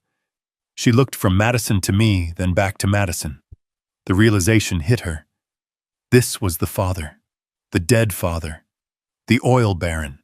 "But he is alive," Sylvia hissed at Madison. "You said he was dead." "He was unavailable." Madison stammered, her eyes locked on mine, terrified.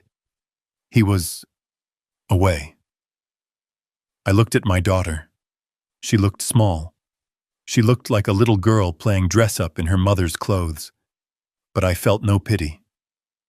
Pity is for victims. She was a conspirator. "I am not away, Madison," I said. "I am right here, and I am very much alive." I turned my gaze to Tyler. He had sunk back into his chair, looking deflated. The bully from this morning was gone. In his place was a coward who realized he had picked a fight with the wrong weight class. "You boys like to talk about image, don't you?" I said, addressing the room but looking at Tyler. "You like to talk about status. You like to pretend that the clothes make the man. Well, look at me, Tyler. Do I look like a dirt digger to you now?" Tyler swallowed hard. "No, sir," he mumbled. "Good. Because we need to clarify a few things about the Hartman estate. We need to correct the record." I reached out and took the leather binder from Leonard. I placed it on the empty chair next to me. I unbuttoned my jacket and sat down. I did not ask for permission. I took the seat at the foot of the table, and by simply existing there, I turned it into the head of the table. The room waited. They were captivated. They were watching a train wreck, and they couldn't look away. They thought they were attending a rehearsal dinner for a wedding. They didn't realize they were attending a funeral for their own reputations. I opened the binder. The sound of the metal rings snapping open was the only sound in the world. "Shall we begin?" I asked. I stood up from the table. The movement was slow and deliberate, a tectonic shift that demanded attention. I buttoned my tuxedo jacket with one hand and picked up the leather binder with the other. I walked to the small stage at the front of the room, where a microphone stand waited for a best man speech that would never happen. I adjusted the height of the stand. The feedback whine cut through the air, making the guests wince. It was a harsh sound, a warning siren. Leonard moved with the efficiency of a field medic. He connected his laptop to the room's AV system. The large projection screen behind me descended from the ceiling with a mechanical hum. The white canvas unrolled slowly, blank and expectant like a shroud. I tapped the microphone. The sound thumped in the chest of everyone present. "Ladies and gentlemen," I said. My voice was amplified, filling the space, pressing against the velvet curtains. "I want to thank you for coming. You were invited here to witness a union, to celebrate the merging of two families.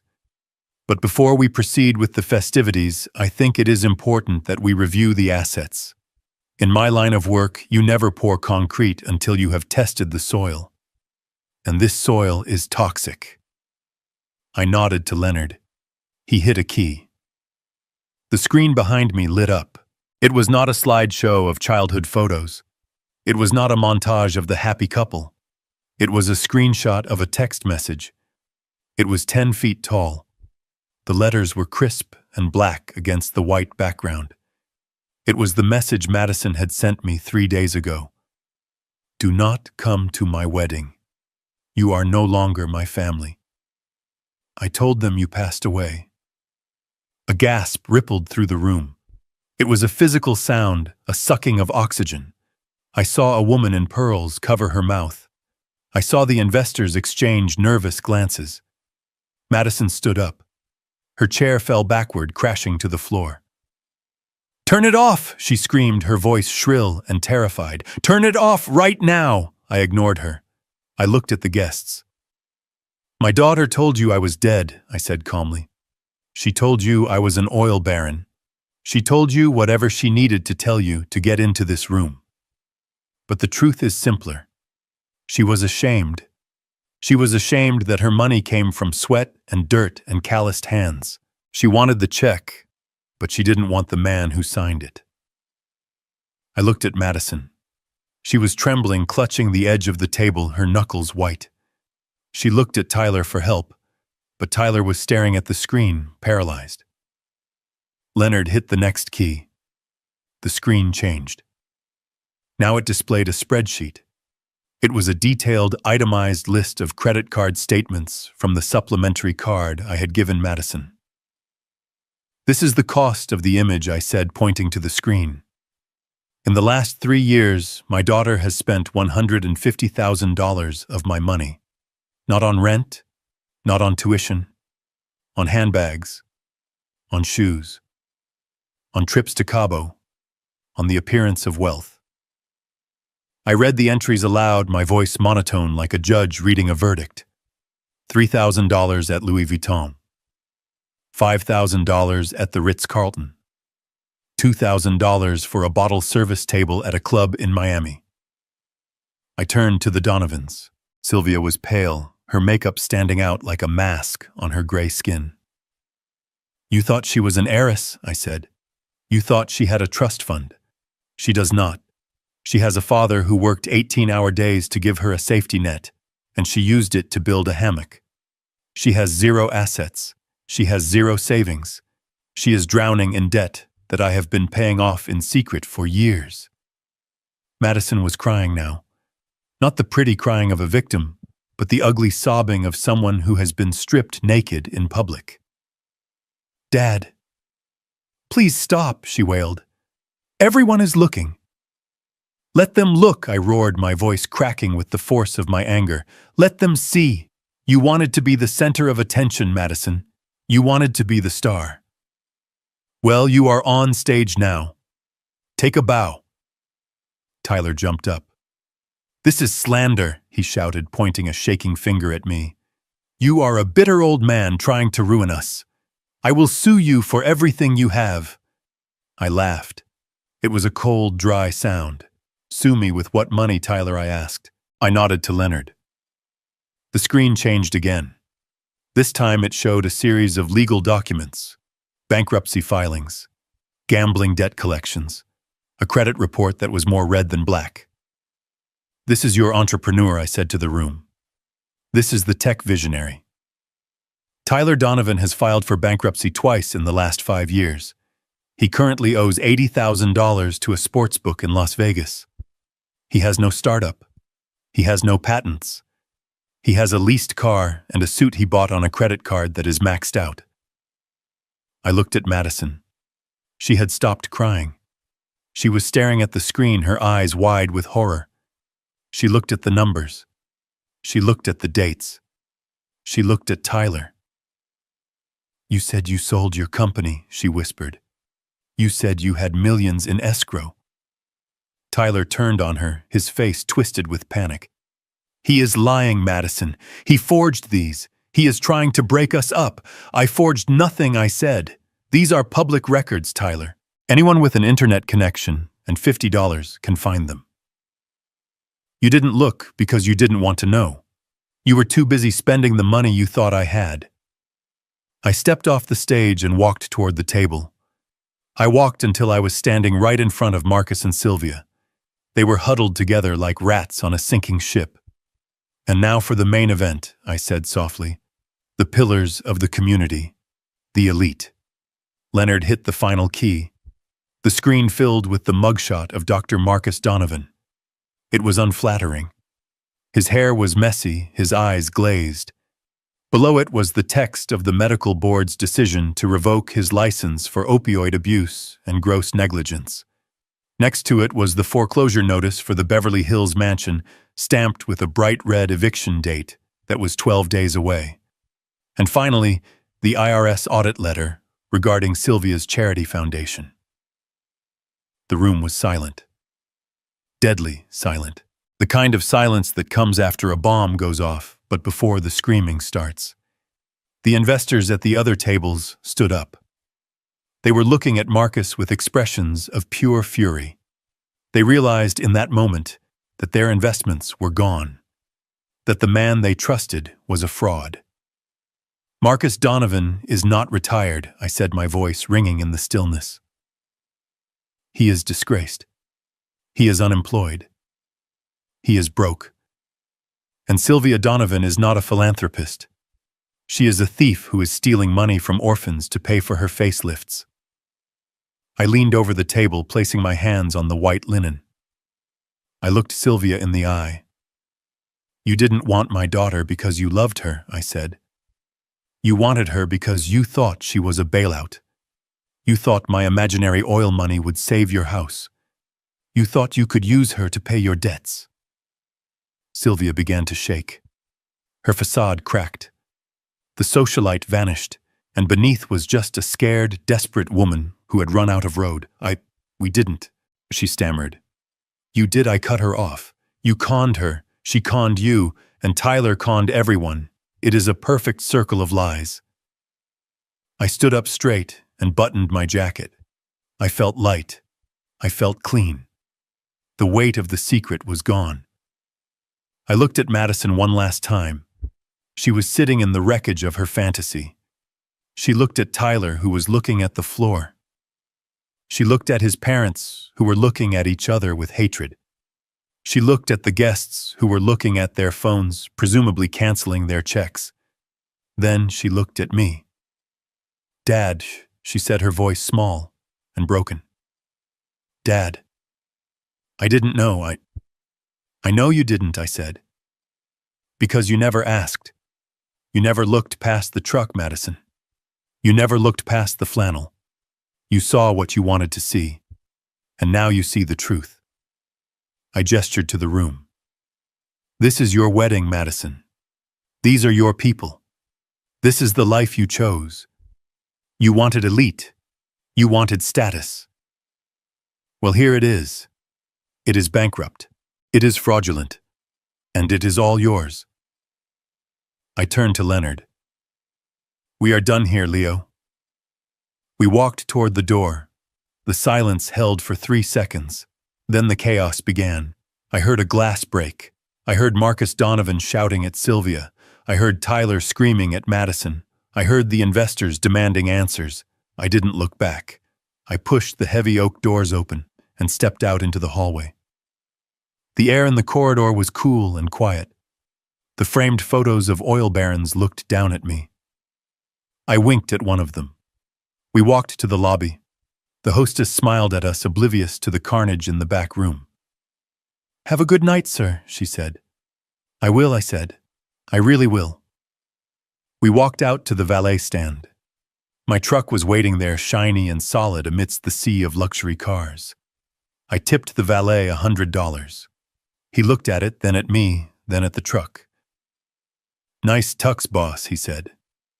Nice truck, son, I replied. I got in. Leonard got in the passenger seat. I started the engine. The rumble of the V8 was the best sound I had heard all day. As we pulled away, I saw the first police cruiser turning into the parking lot. Lights flashing. I had called them on the way out. Trespassing. Fraud.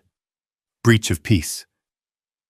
I wasn't sure what charges would stick, but I knew the party was over. I drove toward the highway. I loosened my tie.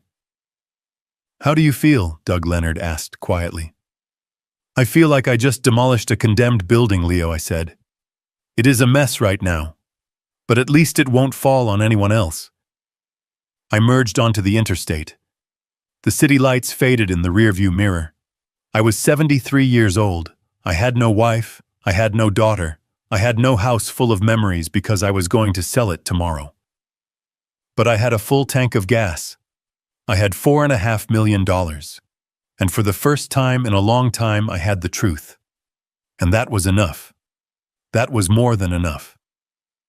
I did not drive away immediately. I sat in the cab of my truck with the engine idling and the air conditioner humming against the humid night air. Leonard looked at me from the passenger seat. He did not ask why we were waiting. He knew. You do not light a fuse and walk away without watching the explosion. You stay to confirm the structure is down. You stay to ensure the job is finished. Through the large glass windows of the Gilded Steer, I could see the chaos unfolding in the lobby. It was like watching a silent film of a riot. The double doors to the private room had burst open, spilling the Donovans and their guests into the hallway. It was not a dignified exit. It was a rout. I rolled down the window. The sound of shouting cut through the parking lot. You lying little witch, I heard Marcus Donovan scream. His voice was a ragged tear in the night. You told us he was dead. You told us there were millions. I watched as Marcus cornered Madison near the hostess stand. The disgraced doctor looked manic, his face purple with rage. He was not shouting at her because she had lied about her father being alive. He was shouting because she had lied about the money that was supposed to save him from prison. He was shouting because his life raft had just turned out to be an anchor. Madison was backing away, her hands raised in a pathetic defensive posture.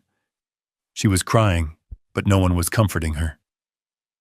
Tyler stood a few feet away, stripping off his tie as if it were a noose. He was not helping her. He was looking at her with a mixture of hatred and panic that was purer than any love he had ever feigned. You knew, Tyler shouted, pointing a finger at Madison. You knew he was a construction worker. You let me think I was marrying into oil. I leveraged everything on this. You used me, Madison shrieked back, her voice cracking. You only proposed because you saw my credit check. You are a loser, Tyler. A broke loser with a leased life. Sylvia Donovan threw her purse at Madison. It missed hitting a waiter who was trying to intervene. You ruined us, Sylvia wailed. We are going to lose the house. We are going to lose everything because of your trash family. It was a feeding frenzy. The sharks were starving and they had turned on each other. They were tearing strips off one another, trying to assign blame for a disaster they had all built together. It was ugly. It was violent. And it was the most honest moment they had ever shared. Then the blue lights washed over them. 2 squad cars pulled up to the curb, tires crunching on the gravel. Sheriff Miller stepped out of the first one. He was a big man who had played linebacker in college and still moved like he was looking for a tackle. He adjusted his belt and walked toward the entrance. 2 deputies followed him. I watched as the restaurant manager, a man in a tuxedo, who looked like he was about to have a stroke, pointed frantically at the group. He was shouting about the bill, about theft of services, about a $20,000 tab that no one could pay. Miller walked straight to Madison. I couldn't hear what he said, but I saw her face go slack. She shook her head, pointing back at the private room, pointing at Tyler, pointing at anyone but herself. Miller pulled a pair of handcuffs from his belt. I saw Madison flinch. She tried to pull away, but the deputies were there. They spun her around. The metal cuffs flashed under the lobby chandelier. They were not arresting her for the bill. That was a civil matter. They were arresting her for burglary. I had sent the video of her breaking into my safe to Miller an hour ago. Breaking and entering. Destruction of property. Attempted grand larceny. It was all there in high definition. Tyler tried to run. It was a stupid instinct born of panic. He bolted toward the side exit, pushing past his mother. He didn't make it 3 steps. One of the deputies tackled him into a display of decorative plants. The pot shattered. Tyler went down screaming about his rights, about his lawyer, about his shoulder. They dragged him up. He was limp, crying like a child. They cuffed him too. Leonard had found an outstanding warrant for Tyler in a neighboring county for check fraud. It was a small charge, but it was enough to put him in the back of a cruiser tonight. The guests, the investors, and the hangers-on were scattering like cockroaches when the lights come on. They were rushing to their cars, trying to distance themselves from the stench of failure. Marcus and Sylvia stood alone in the lobby, watching their son and their golden ticket being hauled away. They looked old. They looked broken. The IRS agents would be coming for them soon enough. Tonight was just the preview. The deputies led Madison and Tyler out the front doors. Madison looked up. She saw my truck idling in the shadows. She saw me sitting there in my tuxedo, my arm resting on the window frame. Our eyes met. She stopped fighting. She stopped screaming. She just looked at me. In that moment, the entitlement was gone. The arrogance was gone.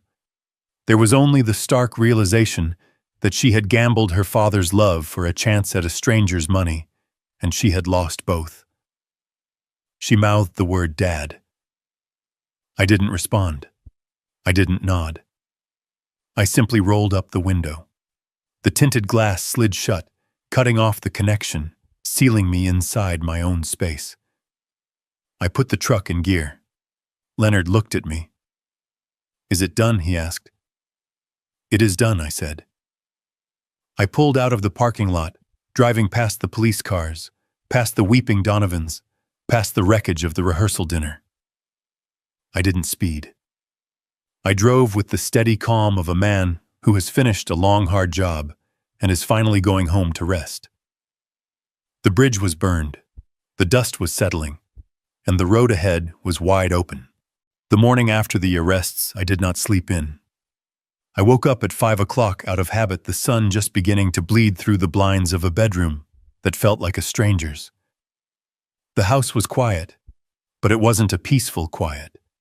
It was the silence of a tomb. I walked through the rooms, touching the door frames I had installed, the walls I had painted. I felt nothing. The spirit of the house had left the moment Madison tried to rob it. It was just wood and sheetrock now, a structure that had served its purpose and was now obsolete. I called a realtor I knew, a woman named Sarah, who sold houses the way I built bridges, with no nonsense and a focus on the foundation. I want it gone, Sarah, I said into the phone. Douglas, the market is soft, she warned. If you want top dollar, we need to stage it. We need to paint. We need to, I interrupted her. I don't want top dollar. I want an exit. List it today. Price it to sell by the weekend. Sell it as is. I spent the next 2 days purging. I didn't pack.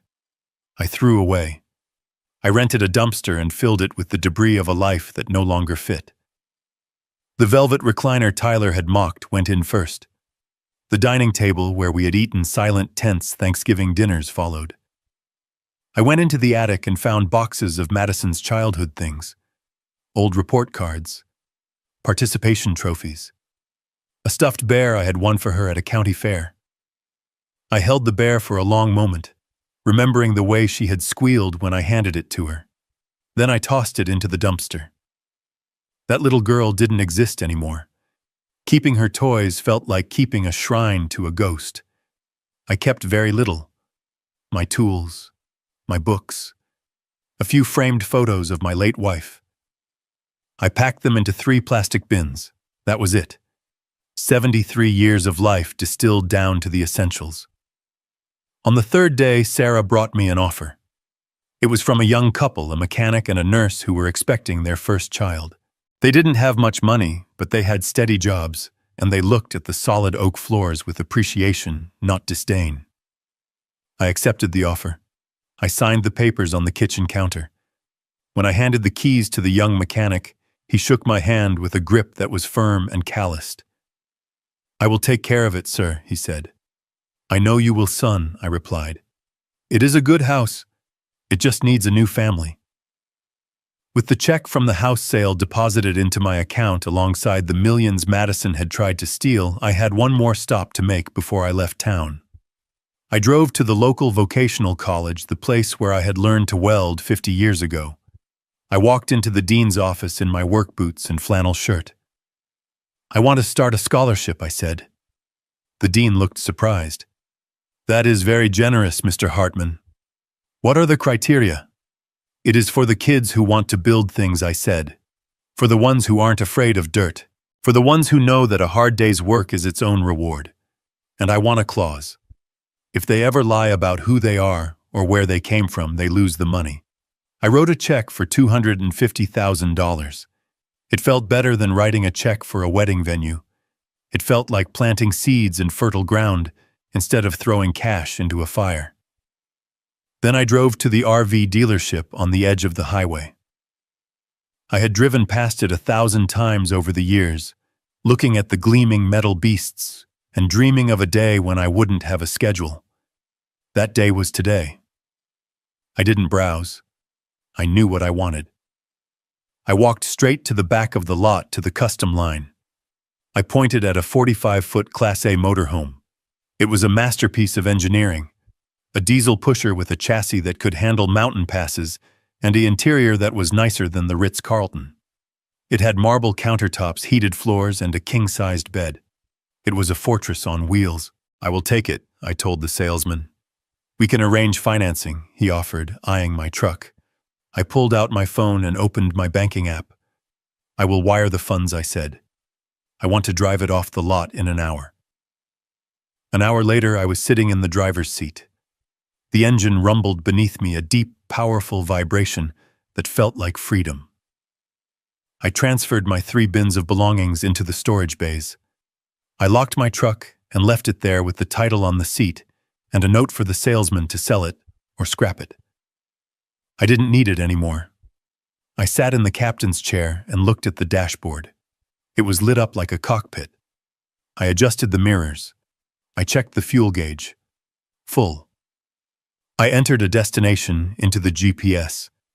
Not a specific address, just a direction. West. I wanted to see the Grand Canyon. I wanted to see the Pacific Ocean. I wanted to see places where the only thing that mattered was the scale of the horizon.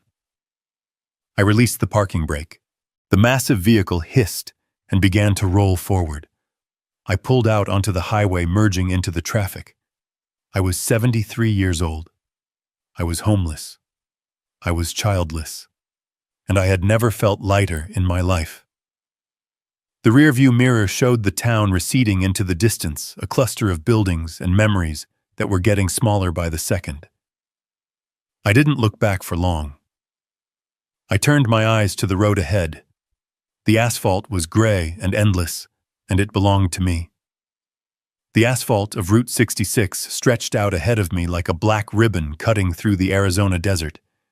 The heat waves shimmered off the road, creating mirages of water that didn't exist, just like the life I had left behind. I had been driving for 3 days straight, stopping only for diesel and black coffee. The hum of the engine was a constant companion, a lullaby of horsepower that drowned out the silence in my head. I was somewhere outside of Kingman when the phone sitting on the dashboard lit up. It wasn't a text message this time. It wasn't an email. It was a call. I glanced at the screen. The caller ID didn't say Madison. It read County Correctional Facility. Below that, in smaller letters, it said, "Collect call from an inmate."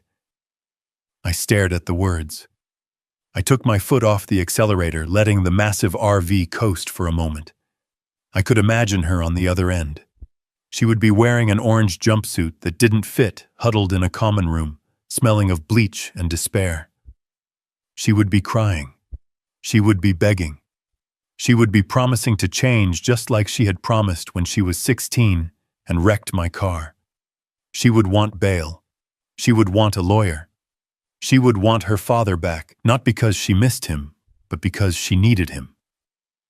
My hand hovered over the accept button. It would be so easy. Just one tap. Just one conversation. I could be the hero one last time. I could turn the rig around, drive back, pay the bond, and fix it all. That is what fathers do, right? They fix things. But then I looked at the horizon. It was vast and indifferent. I knew the physics of sinking ships. If you reach out to save someone who refuses to swim, they will only pull you under. I had spent my life building foundations for other people. It was time to build one for myself. I realized that answering that call wasn't an act of love. It would be an act of surrender. It would be admitting that her abuse was acceptable as long as she needed me. I didn't press accept. Instead, I pressed the button to roll down the driver's side window. The desert air rushed in hot and dry, tasting of sagebrush and dust. It filled the cabin, swirling around me like a cleansing wind. I picked up the phone. It was still vibrating, still demanding my attention, still trying to drag me back into the mud. I felt the weight of it in my hand. It wasn't just a phone. It was a leash. It was the last tether to a man I used to be, a man who thought he could buy respect with sacrifice. I threw it. I didn't just toss it. I hurled it with every ounce of strength left in my 73-year-old arm. I watched it arc through the air, spinning against the endless blue sky. It hit the asphalt at 65 miles an hour. I saw it shatter in the rearview mirror, exploding into a cloud of plastic and glass that was instantly swallowed by the road. The vibration stopped. The connection was broken. I gripped the steering wheel with both hands. I thought I would feel guilt. I waited for the pang of regret. But it didn't come. Instead, I felt a rush of oxygen to my lungs. I realized then that I hadn't lost a daughter. You can't lose something you never really had. I had simply excised a tumor that had been feeding on my spirit for decades. I was not a father anymore. I was not a contractor. I was not a bank account. I was just a man on a road. The horizon was wide and empty, and for the first time in my life, it didn't owe me anything, and I didn't owe it a damn thing.